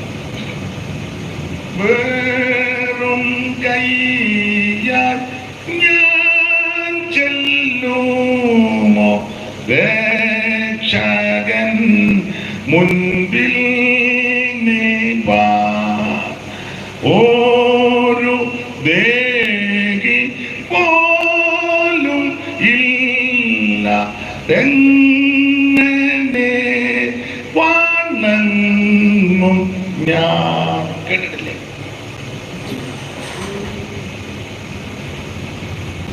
ഞാൻ ഈ പാട്ട് പഠിച്ചത് അമ്പലത്തിൽ പോയ സമയത്താണ്. അമ്പലത്തിൽ രാവിലത്തെ ചടങ്ങെല്ലാം കഴിഞ്ഞ് വീട്ടിലോട്ട് വരുമ്പോൾ CSAക്കാരുടെ പള്ളിയിൽ ഈ പാട്ടിട്ടായിരുന്നു. എൻ്റെ കളവക്കുറിയൊക്കെ നെറ്റിയിലുണ്ട്, കയ്യിൽ പ്രസാദമുണ്ട്. പാട്ട് ഇഷ്ടമായതുകൊണ്ട് ശ്രദ്ധിച്ചു. നല്ലതായിട്ട് അവർ പാടുന്നത്. പക്ഷെ അന്ന് അറിയത്തില്ല. അതിൻ്റെ വിശ്വാസത്തിൽ വന്നു കഴിഞ്ഞ് പാട്ട് തപ്പിയെടുത്ത് പഠിച്ചു. പക്ഷെ അന്ന് കേട്ടതാണ്. വേറും കൈയായി ഞാൻ ചെല്ലുമോ അതിനകത്ത് കാണത്തില്ല. കാണാൻ സാധ്യത കുറവുണ്ടോ? എന്തിനാ തുറന്നു?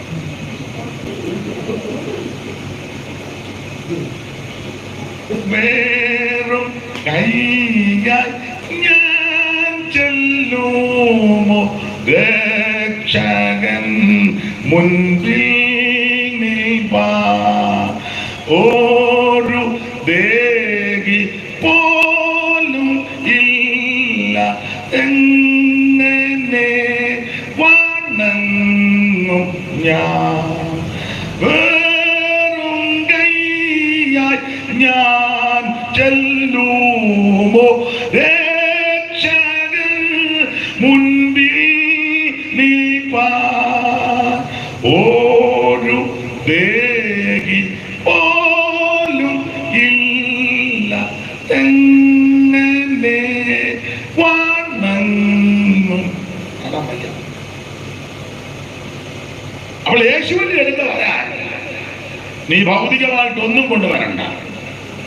ഏത്തക്കൊലയും കൊണ്ടുവരണ്ട, പൂവംകൊലയും കൊണ്ടുവരണ്ട, കദളിയും കൊണ്ടുവരണ്ട, ചെങ്കദളിയും വേണ്ട, പിന്നെ പാല് വേണ്ട, നെയ്യ് വേണ്ട, എണ്ണ വേണ്ട, അരി വേണ്ട, പൊരി വേണ്ട, മലര് വേണ്ട, ഒന്നും വേണ്ട. പൂവങ്കോഴി വേണ്ട, പിടക്കോഴി വേണ്ട, ഇവിടുത്തെ ആടിന് 3 എണ്ണം അത് വേണ്ട, മുട്ടം വേണ്ട, കുഞ്ഞാട് വേണ്ട, പെണ്ണാട് വേണ്ട, കോലാട് ഒന്നും വേണ്ട. നിന്റെ ഉരുളി വേണ്ട, വാർപ്പ് വേണ്ട, കിണ്ടി വേണ്ട, മൊന്ത വേണ്ട, എമ്പുകലം വേണ്ട, ഒന്നും വേണ്ടെന്ന്. നിന്റെ വസ്തു വേണ്ട, സ്വോത്രകാഴ്ച വേണ്ട, 101 രൂപ, 1001 രൂപ, 501 രൂപ ഒന്നും വേണ്ട. ആട്ടിയ വെളിച്ചെണ്ണ വേണ്ട, മെഴുകുതിരി 50 എണ്ണം ഒന്നും വേണ്ട. നിന്റെ പട്ട് വേണ്ട, ഒന്നും യേശുവിനെടുക്ക വരുന്നത് ഒന്നും വേണ്ട. ഒറ്റ കാര്യം ചെയ്താൽ മതി, നീ ഇനി വന്നാൽ മതി. ഇനി മരണമൊന്നുമില്ല, ഇരിക്കുന്ന ഇടത്തിൽ നിന്ന് പ്രാർത്ഥിച്ചാൽ മതി. നിന്റെ അടുക്കലോട്ട് വരണം ജീവനുള്ള ദൈവം. അണ്ട മീക 6-ാം അധ്യായത്തിന്റെ 6 മുതൽ വായിച്ചേ. മീക 6:6 പെട്ടെന്ന് വായിച്ചു. മീക 6:6 പെട്ടെന്ന് വായിച്ചു.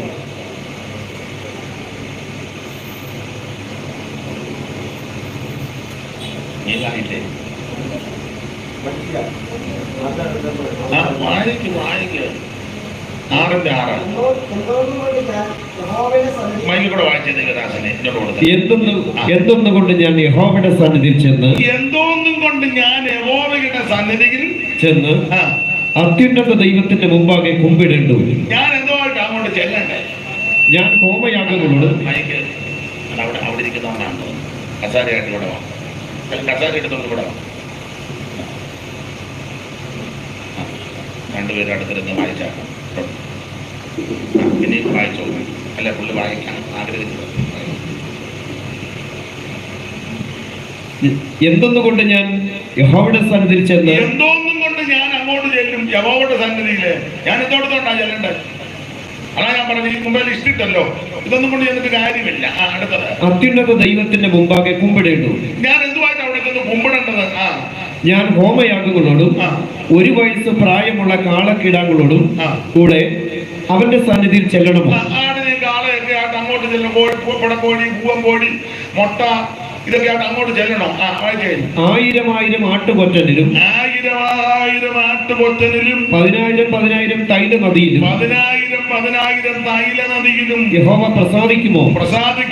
നമ്മൾ ഇച്ചിരി തൈലമായിട്ട് എന്നാ ദൈവം പ്രസാദിക്കുമോ? ആട്ടുകൊറ്റനുമായിട്ട് എന്നാ പ്രസാദിക്കുമോ?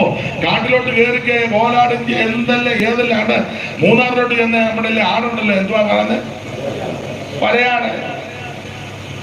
ആ കുന്നിന്റെ മണ്ട മുഴുവൻ മരയാണ്. അങ്ങനെ നീ ഒരു വെണ്ണാടുമായിട്ട്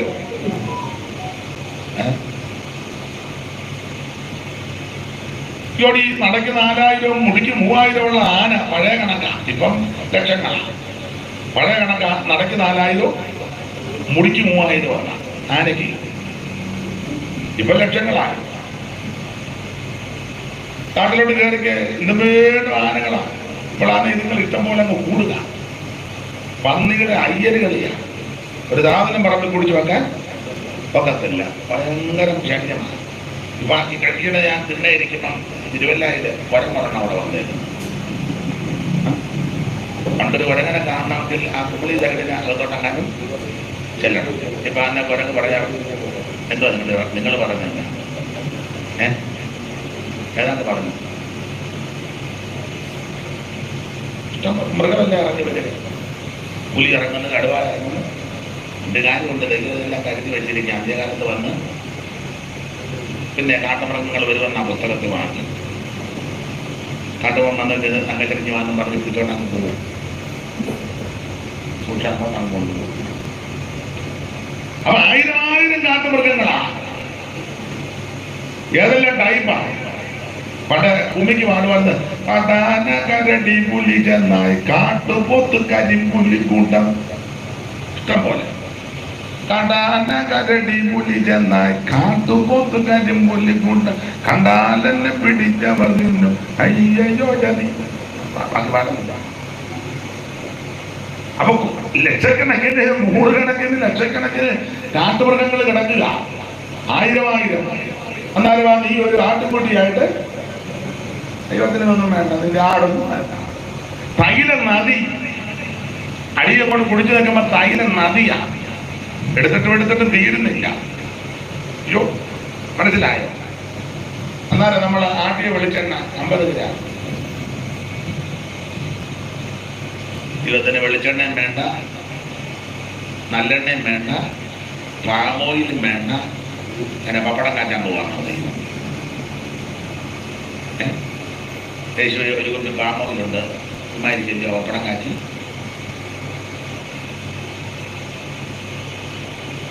കർത്താവിനൊന്നും ആവശ്യമില്ല. യേശുവിന് ആവശ്യം നിന്നെയാണ്. നിന്റെ ഹൃദയത്തിന് വസിക്കാനാ ദൈവം ഇഷ്ടപ്പെടുന്നത്. ഇന്ന് രാത്രി ഹൃദയത്തിന്റെ വാതിൽ തുറന്നു കൊടുക്കണം. യേശുവേ, ഞാനൊരു ഭാവിയാണ്. എന്റെ ഒന്നും തരാനില്ല, പക്ഷെ എന്നെ ഇന്ന് രാത്രി തരിക. എന്റെ ഉള്ളത്തിലേക്ക് വരണം, എന്റെ ഉള്ളത്തിലേക്ക് എഴുന്നള്ളി വരണം. അവിടുന്ന് എന്റെ രക്ഷകനും എന്റെ കർത്താവുമായി അങ്ങനെ എന്നെ ഏറ്റെടുക്കണമെന്ന് ആര് പ്രാർത്ഥിക്കും അവരെ യേശു രക്ഷിക്കും. യേശുവല്ലാതെ വേറൊരു രക്ഷകൻ ഇകത്തിലുണ്ടോ പറക മനമേ, ഇകത്തിലുണ്ടോ പറക.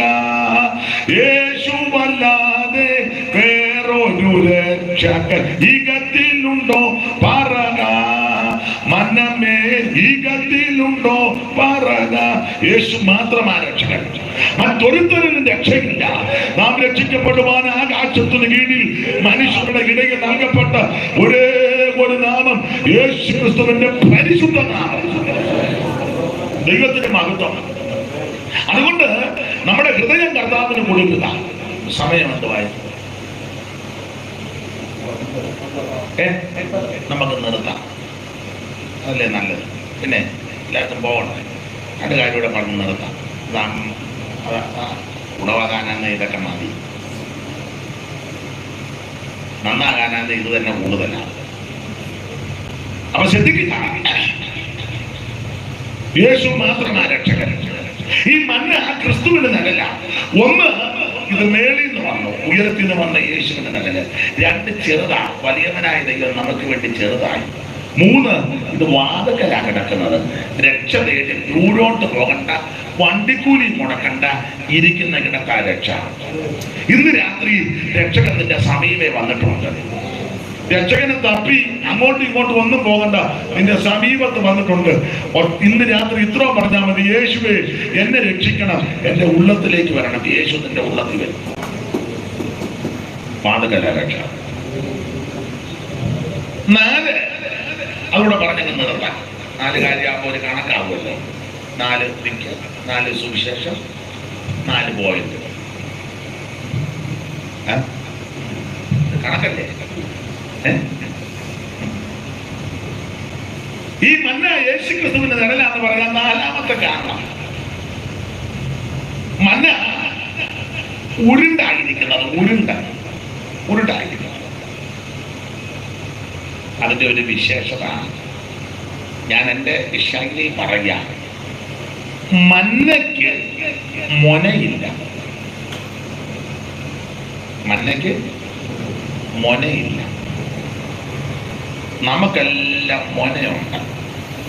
മൊന ഉണ്ട് താനും മൊന വെച്ചേ വർത്താനം പറയുള്ളൂ, ഇല്ലേ? ഉണ്ടെന്നില്ല. ഉപദേശിമാരെ എടുക്കാം. സഭയിൽ ആരെങ്കിലും ദശാംശം തന്നില്ലെങ്കിൽ മൊന വെച്ച് വർത്താനം പറഞ്ഞ് കേട്ടിട്ടില്ലേ? ഇല്ലേ? ഉണ്ടെന്നില്ല.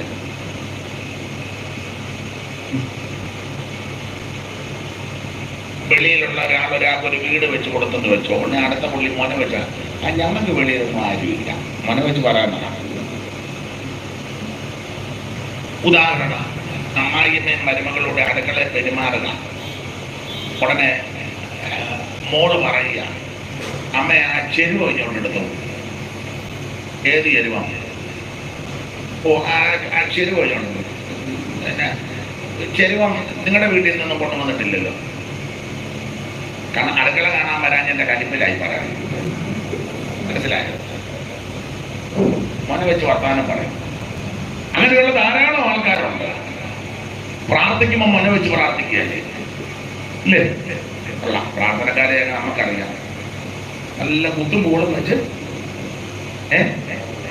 അങ്ങനെ ഒത്തിരി ആൾക്കാരുണ്ടല്ലോ. അപ്പൊ എന്നാൽ ഈ മന്നായുടെ വിശേഷത, മന്നയ്ക്ക് മൊനയില്ല. മൊനയില്ല. കാരണം ഈ മന്ന ഉരുണ്ടായിരിക്കുന്നത്. കൊത്തമ്പാലരി പോലെ വെള്ള നിറം. വായിച്ച് പുറപ്പാട് പുസ്തകം 16-ാം അധ്യായത്തിന്റെ 31-ാമത്തെ വാക്യം. താളിഞ്ഞോട്ട് വരയ്ക്കുമ്പോൾ ഇടത്ത് വശത്ത് മേളിൽ വയര് 16:31. ഇസ്രായേലിയർ ആ സാധനത്തിന് മന്ന എന്ന് പേരിട്ടു. അത് കൊത്തമ്പാലരി പോലെ വെള്ള നിറമുള്ളതും തേൻ കൂട്ടിച്ചേർത്ത ദോശ കൊടുത്ത രുചിയുള്ളതുമായി. സംഖ്യ 11:8 വായിച്ചേ. സംഖ്യ 11:8. പെട്ടെന്ന് നിർത്താം. സംഖ്യ 11:8. ഒരാൾ 21:4 എടുത്തു വെച്ചു, ഒരാൾ 11:8 വായിച്ചു. ജനം നടന്നു പെറുകി തിരികല്ലിൽ പൊടിച്ചിട്ടോ ഉരലിൽ ഇടിച്ചിട്ടോ കലത്തിൽ പുഴുങ്ങി അപ്പമുണ്ടാക്കും.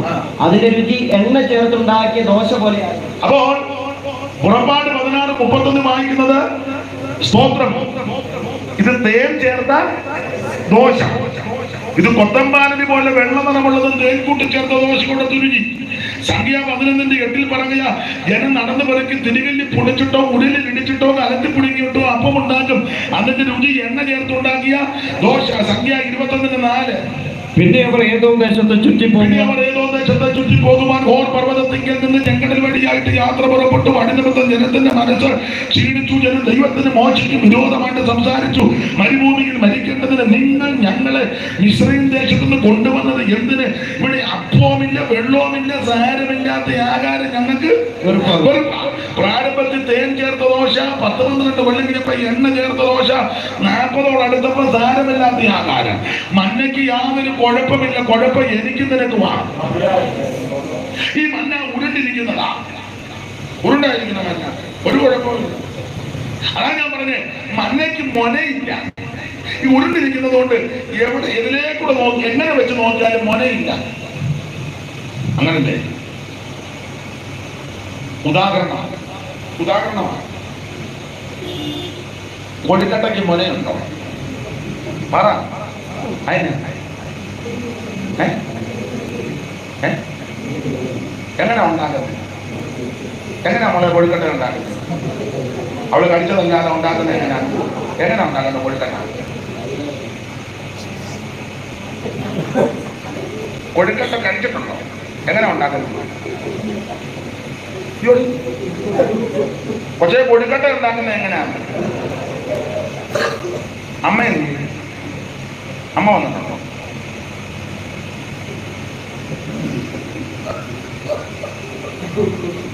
അമ്മ ഇതാണോ? അല്ലേ?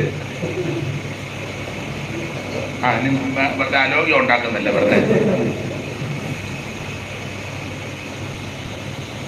ഞാൻ എപ്പോഴും പറഞ്ഞിട്ടുള്ളത് ഒന്നുകൂടെ പറയാം.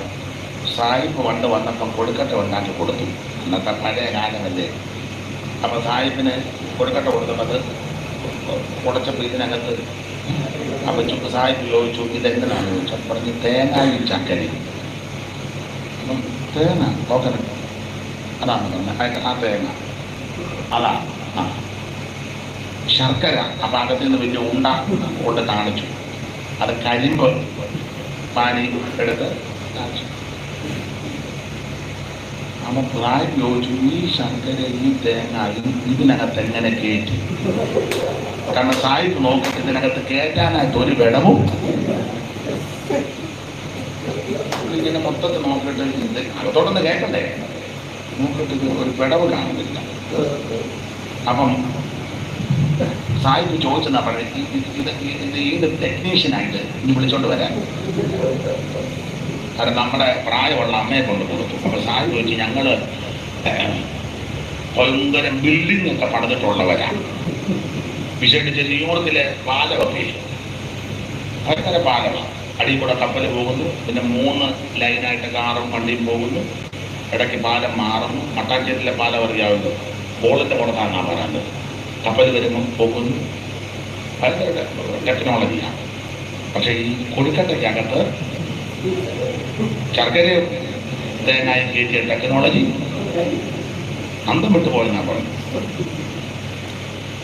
അപ്പൊ ഇത് ഉരുണ്ടല്ലേ ഇരിക്കുന്നത്, യാതൊരു മൊനയില്ല എന്ന് പറഞ്ഞാൽ. മന്നയ്ക്ക് മൊനയില്ലെന്ന് പറഞ്ഞാൽ കാര്യം, മന്ന യേശുവിന് നല്ലത, യാതൊരു കുഴപ്പവുമില്ല. ഊനമില്ലാത്തവൻ, പാപം ചെയ്യാത്തവൻ, പാപമേച്ചാത്ത, പാപമറിയാത്ത പരമവിശുദ്ധനായ യേശു ക്രിസ്തു. 6 കോടതി മാറി വിസ്തരിച്ചിട്ടും യാതൊരു കുറ്റവും യേശുവിൽ കണ്ടില്ല. ഒടുവിൽ പീലാത്തോസ് തിരിച്ചും മറിച്ചും വിസ്തരിച്ചിട്ട് പറഞ്ഞു, ഈ നീതിമാന് ഞാനൊരു കുറ്റവും കാണുന്നില്ല. വെള്ളമെടുത്ത് കൈ കഴുകി. അന്നാസും കയ്യപ്പാവും മഹാപുരോഹിതന്മാരാ മാറി വിസ്തരിച്ചു, ഒരു കുറ്റവും കണ്ടില്ല. അന്നാസും കയ്യപ്പാവും ഹേരോദ് വന്നു നിന്നെ, അന്നാസും കയ്യപ്പാവും ഹേരോദ് വന്നു നിന്നെ നിന്ദിച്ചു പീഡ ചെയ്തതെല്ലാം ഇച്ചുവല്ലോ, നിന്ദിച്ചു പീഡ ചെയ്തതെല്ലാം സഹിച്ചുവല്ലോ, മറുതതില്ലതെല്ലും റോമാ ഗവർണർ മുൻപിലും നീ, മറുതതില്ലതെല്ലും റോമാ ഗവർണർ മുൻപിലും. അവൾ യാതൊരു കുറ്റവും യേശുവിൽ കണ്ടില്ല. ക്രൂശിക്കണമെന്ന് ദുഷ്പ്രവർത്തിക്കാൻ ഒരുത്തം പറഞ്ഞു, അങ്ങനെ എഴുതിയിട്ടില്ലെങ്കിൽ എന്റെ ശൈലി പറയാ. അവൻ പറഞ്ഞു, നീ ദൈവം ആണെങ്കിൽ ഞങ്ങളെ കൂടെ രക്ഷിക്കണം. അവൻ മറ്റവൻ പറഞ്ഞു, എഴുതിയിട്ടില്ലെങ്കിൽ ഞാൻ പറയാം, കുഞ്ഞവനെ ആണി കയറിയിട്ട് നീ ഒതുങ്ങി ചെല്ലടാന്ന് ചോദിച്ചു. അങ്ങനെ എഴുതിയിട്ടില്ല. ആണി കയറിയിട്ട് നിനക്ക് ഒതുക്കം? അത് എനിക്ക് നമ്മളോട് ചോദിക്കാൻ, എന്തെല്ലാം പ്രശ്നം വന്നിട്ട് ഒതുങ്ങുന്നില്ലല്ലോ. ഒതുങ്ങിയോ? നമ്മൾ ഒതുങ്ങിയോ? ആണി കയറിയില്ലെന്നേ ഉള്ളു, ബാക്കി എല്ലാം കയറാവുന്നതല്ല. ഒതുക്കമല്ല, ഒതുക്കമില്ലല്ലോ. ഉദാഹരണം, വെള്ളപ്പൊക്കം വന്നിട്ട് ഒതുങ്ങിയോ? അന്നേരം കുറച്ച് ദിവസം ഇച്ചിരി ഒതുങ്ങിയെന്നേ ഉള്ളു. അത് വെള്ളം പൊങ്ങി കിടക്കുന്നുണ്ട്, എങ്ങോട്ട് പോകാനൊക്കുന്നില്ല. എന്നിട്ടും ക്യാമ്പിൽ കിടന്ന് അടിയാം, അല്ലേ? ക്യാമ്പിൽ അടിയാം. കാശുള്ളവർക്ക് ഒരു ക്യാമ്പ്, കാശില്ലാത്തവർക്ക് വേറൊരു ക്യാമ്പ്, കറുത്തവർക്കെല്ലാം കൂടെ ഒരു ക്യാമ്പ്, വെളുത്തവർക്കെല്ലാം കൂടെ ഒരു ക്യാമ്പ്. അവര് ഭക്ഷണം സഹോദരിയെ വിളിക്കുന്നു, പ്രശ്നം ഉണ്ടാക്കി പിന്നെ പൊടിച്ചത് പെട്ടറിയില്ല, അരിച്ചെറിയാൻ കണ്ടാ പോയത് തോന്നിച്ചില്ലേ? അപ്പൊ ശ്രദ്ധിച്ചേ, വെള്ളപ്പൊക്കം വന്നിട്ട് ഒതുങ്ങിയോ? നാട് കയറിയിട്ട് ഒതുങ്ങിയോ? ഇല്ലല്ലോ. ക്യാമ്പിനകത്ത് കിടന്ന് അടിയല്ലേ. അവർ ആ ക്യാമ്പിൽ ഉണ്ടാക്കുന്ന ഭക്ഷണം ഞങ്ങള് അതല്ല, അത് വേറെ ആൾക്കാർ ഉണ്ടാക്കിയതാ. ഒതുക്കം ഉണ്ടോ? നിങ്ങൾ പറ. സ്തോത്രം. അല്ല, സഭയെടുത്ത് സഭയിലും അങ്ങനല്ലേ, അത് അവരുടെ സഭയാ. മറ്റേതോ ഇത് ഞങ്ങളുടെ, ഇത് സിറിയൻ പെന്തിക്കോസ്, മറ്റേത് ക്രിയൻ പെന്തിക്കോസ്, മറ്റേതോ എന്നെ മിണ്ടാതെ. സ്തോത്രം. കാശുള്ളവരെല്ലാം കൂടെ കൂടി ഒരു സഭ, കാഞ്ഞിരപ്പള്ളിയിലെ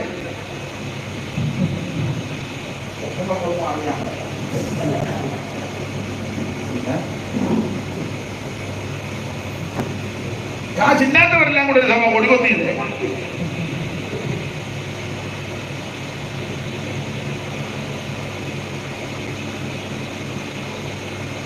ഒതുക്കം വരുന്നില്ലല്ലോ. ദൈവത്തിന് മഹത്വം.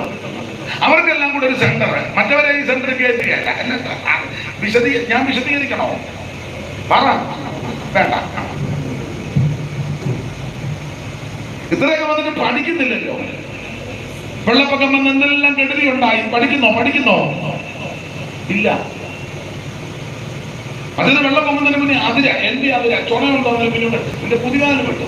വെള്ളം പൊങ്ങി നിരന്നൊഴിക്കുമ്പോ അതിനും കാണാൻ പറ്റില്ല, ഒന്നും കാണാൻ പറ്റില്ല, അതിലും പോയി, അല്ലേ? എന്നിട്ടും പഠിക്കുന്നുണ്ടോ? ഇല്ല, പഠിക്കുന്നില്ല. അതാവിന്റെ ചേട്ടാ, ആര് കയറിയിട്ട് ഒതുങ്ങുന്നില്ലയോടാ.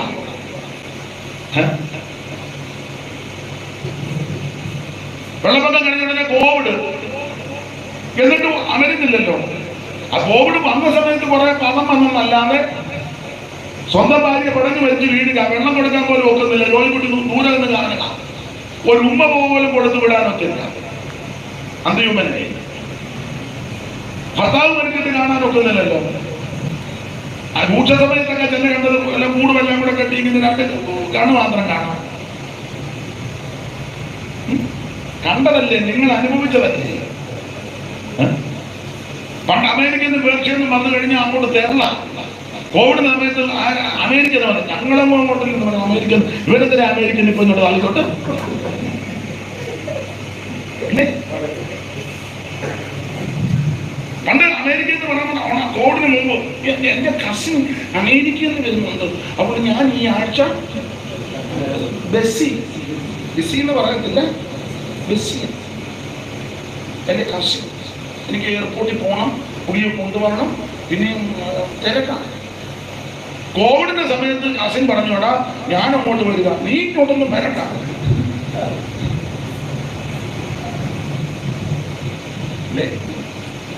ലണ്ടനിൽ നിന്ന് അങ്ങാണ്ട് എടുത്ത ആരാണ് റാന്നിയിൽ ആദ്യം വന്നു. എന്റെ ദൈവമേ, അവൻ പോയ വഴി മുഴുവൻ തപ്പി നടക്കുക. അവനെ കസേര കയറി കുട്ടിക്കാന പോയതാണ്ട് കേരം പറയണം. കണ്ടതല്ലേ ഇതൊക്കെ? ഒതുങ്ങിയോ? എത്ര വന്നിട്ട് പഠിക്കുന്നില്ലല്ലോ. ഇതൊക്കെ നമ്മൾ ചിന്തിക്കേണ്ട കാര്യമാണ്. സ്തോത്രം. നമ്മളെ കൊണ്ടൊന്നും നടക്കത്തില്ല. നീ ദൈവത്തെ ഭയപ്പെടണം. പണം കൊണ്ട് വല്ലതും നടക്കുമോ? നടക്കത്തില്ല. പെട്ടി പോലും മേടിക്കാനൊത്തില്ല. കാശിട്ടം പോലെ കിടക്കുക. ആര് പോയി പെട്ടി മേടിക്കാനാ? പിന്നെ കത്തിക്കാൻ പറഞ്ഞു, ഭാര്യയിട്ട് കത്തിച്ചു. ബാങ്കിൽ പൈസ കിടപ്പുണ്ട്, എടുക്കാനൊക്കത്തില്ല. അയ്യോ, കൈ മേടിക്കുമ്പോൾ രൂപാട് ഒരു കാര്യം അല്ലേ? സ്തോത്രം. മൂടിക്കെട്ടി അന്നേരം കുറെ ഇച്ചിരി വന്ന് മഴയും വന്നെന്നല്ലാതെ ഇരട്ടി ശക്തിയോടാ വന്നേക്കുന്നത്. അതിന് കാരണമുണ്ട്. അല്പകാലമേ ഉള്ളവർക്ക് പിശാചി ശക്തമായിട്ട് പൊരുതുക. പക്ഷെ ഇതിന്റെ നടുവിൽ ദൈവമക്കളാകുന്ന നാം മാതൃകയോടെ നിൽക്കണം. ആ ക്രൂശ് കിടന്ന് ദുഷ്പ്രവർത്തിക്കാരെടുത്ത് പറഞ്ഞു, എടാ നമ്മൾ രണ്ടും പാപം ചെയ്തത് കൊണ്ടാണ് ആ ആണിയെ തൂങ്ങിക്കിടക്കുന്നത്. ഈ നീതിമാൻ യാതൊരു തെറ്റും ചെയ്തിട്ടില്ല. യേശു നീതിമാനാ. അവിടുത്തെ തിരുമരണ സമയത്ത് ദൈവാലയത്തിന്റെ തിരശ്ശീല മുകളിൽ നിന്ന് താഴോട്ട് ചിന്തി. അവൻ പാറ പിളർന്നു, ഭൂമി ഇളകി, ഭൂകമ്പമുണ്ടായി, കല്ലറകൾ തുറന്നു, സൂര്യൻ കരിമ്പടം പോലെ കറുത്തു. അവൻ സ്തോത്രം. ഈ സംഭവങ്ങളൊക്കെ നടക്കുമ്പോൾ വഴി നടന്നു പോയവര് ശതാധിപനും പറയുന്നൊരു പദമുണ്ട്. വാസ്തവമായിട്ട് ഇവൻ നീതിമാനായിരുന്നു. പീലാത്തോസിന്റെ ഭാര്യയ്ക്ക് രാത്രി ദർശനം വന്നിട്ട് ഉണ്ടായിട്ട് പറഞ്ഞു, ആ നീതിമാന് ദോഷമായിട്ടൊന്നും ഒപ്പിച്ചേക്കരുത് എന്ന് പറഞ്ഞാൽ യേശു ക്രിസ്തുവിൽ പാപമില്ല, യേശു ക്രിസ്തുവിൽ അകൃത്യമില്ല, യേശു ക്രിസ്തുവിൽ കളങ്കമില്ല. കളങ്കമില്ലാത്ത, പാപമില്ലാത്ത, പാപം ചെയ്യാത്ത, പാപമേച്ചാത്ത, പാപം തീണ്ടാത്ത പരമവിശുദ്ധനാ ക്രിസ്തു. ആ ക്രിസ്തുവിന്റെ നിർമ്മലതയെ കാണിക്കുന്നത് ആ മന്ന. മന്നയ്ക്ക് യാതൊരു മണയില്ല. ഇന്ന് രാത്രി സ്നേഹിത സുഹൃത്തെ, എന്നെയും നിന്നെയും രക്ഷിക്കുവാൻ, എന്നെയും നിന്നെയും വീണ്ടെടുക്കുവാൻ, എനിക്കും നിനക്കും അവൻ നന്മ തരുവാൻ, എനിക്കും നിനക്കും സമാധാനം തരുവാൻ, സ്വർഗ മഹിമകൾ വെടിഞ്ഞ് ഇഹലോകത്തിൽ ഇറങ്ങി വന്ന നസറയനാകുന്ന യേശു ക്രിസ്തു. യേശു ക്രിസ്തു ഒരു വിഭാഗത്തിന്റെ ദൈവമല്ല, ഒരു സഭയുടെയും ദൈവമല്ല. കത്തോലിക്കന്റെ സ്വന്തമല്ല ക്രിസ്തു. യാക്കോബ, മാർത്തോമ, ഓർത്തഡോക്സ്, ലത്തീന്, London, CMS, CSI, Anglican, brother, Pentecost, ഒത്തിരി ഉണ്ടല്ലോ. ഇവരുടെ ആരുടെ കുടുംബ സ്വത്തല്ല ക്രിസ്തു. ക്രിസ്തു അവൻ സ്തോത്രം ക്രിസ്ത്യാനികളുടെ മാത്രം ദൈവമല്ല, ഹിന്ദുക്കളുടെ മാത്രമല്ല, മുസ്ലിമിന്റെ മാത്രമല്ല, ബുദ്ധനും ജൈനനും പാഴ്സി. അവൻ അവിടുന്ന് മുഴു ലോകത്തിന്റെ ദൈവമാ. നീ ഏത് മതത്തിലും കുലത്തിലും കുടുംബത്തിലും നിറത്തിലും നിലവാരത്തിൽപ്പെട്ട വ്യക്തിയാണെങ്കിൽ നിനക്ക് യേശുവിനെ ആരാധിക്കാം, യേശുവിനെ സേവിക്കാം. യേശു ഒരു സഭയുടെ, ഒരു മതത്തിന്റെ ആളല്ല, അവിടുന്ന് മുഴു ലോകത്തിന്റെ ദൈവമാ. ആ ദൈവമായ കർത്താവിനെ ആര് രക്ഷകനായി സ്വീകരിക്കും അവർക്ക് രക്ഷ കൊണ്ട്, സമാധാനമുണ്ട്, വിടുതലുണ്ട്. ഇന്ന് രാത്രി അനുഭവിക്കുന്ന ദൈവമക്കൾ ദൈവത്തെ സ്തുതിക്കുക. ഓ ഈ മന്ന യേശു ക്രിസ്തുവിന് കണ്ടല്ല. അല്പസമയങ്ങൾ എല്ലാവരും ദൈവത്തെ മഹത്വപ്പെടുന്നത്. ഞാനൊരു പ്രസംഗത്തിന്റെ മുഖവില തന്നതേ ഉള്ളെങ്കിലും സമയം അതിക്രമിച്ചിരിക്കുന്നല്ലോ. അല്പസമയങ്ങൾ എല്ലാവരും ദൈവത്തെ സ്തുതിച്ചാട്ടെ. എല്ലാവരും കർത്താവിന് മഹത്വം കൊടുക്കാം. Hallelujah, hallelujah. ആ പഴയ പാട്ടിന്റെ 2 ചരണം പാടി ഞാൻ അങ്ങ് പോവുക. നിങ്ങൾ പ്രാർത്ഥിച്ച ആശീർവാദം പറഞ്ഞു. എനിക്ക് അല്പം തിരക്കുണ്ട്. ഞാനൊരു 8 മണിക്ക് പോകാനായി ഇരുന്നത്. കാരണം 5:30 യോഗം തുടങ്ങും, 8:00 ആകുമ്പോൾ നിർത്താണ്. എങ്കിലും ഇത്രയും സമയം ഇരുന്നല്ലോ. ഒരു പാട്ടിന്റെ ഈരടി പാടി ദൈവത്തെ മഹത്വപ്പെടും. പഴയ ഒരു പാട്ട്, പഴയ പാട്ടാ. മന്ന ജയ ജയ മന്ന ജയ ജയ മാ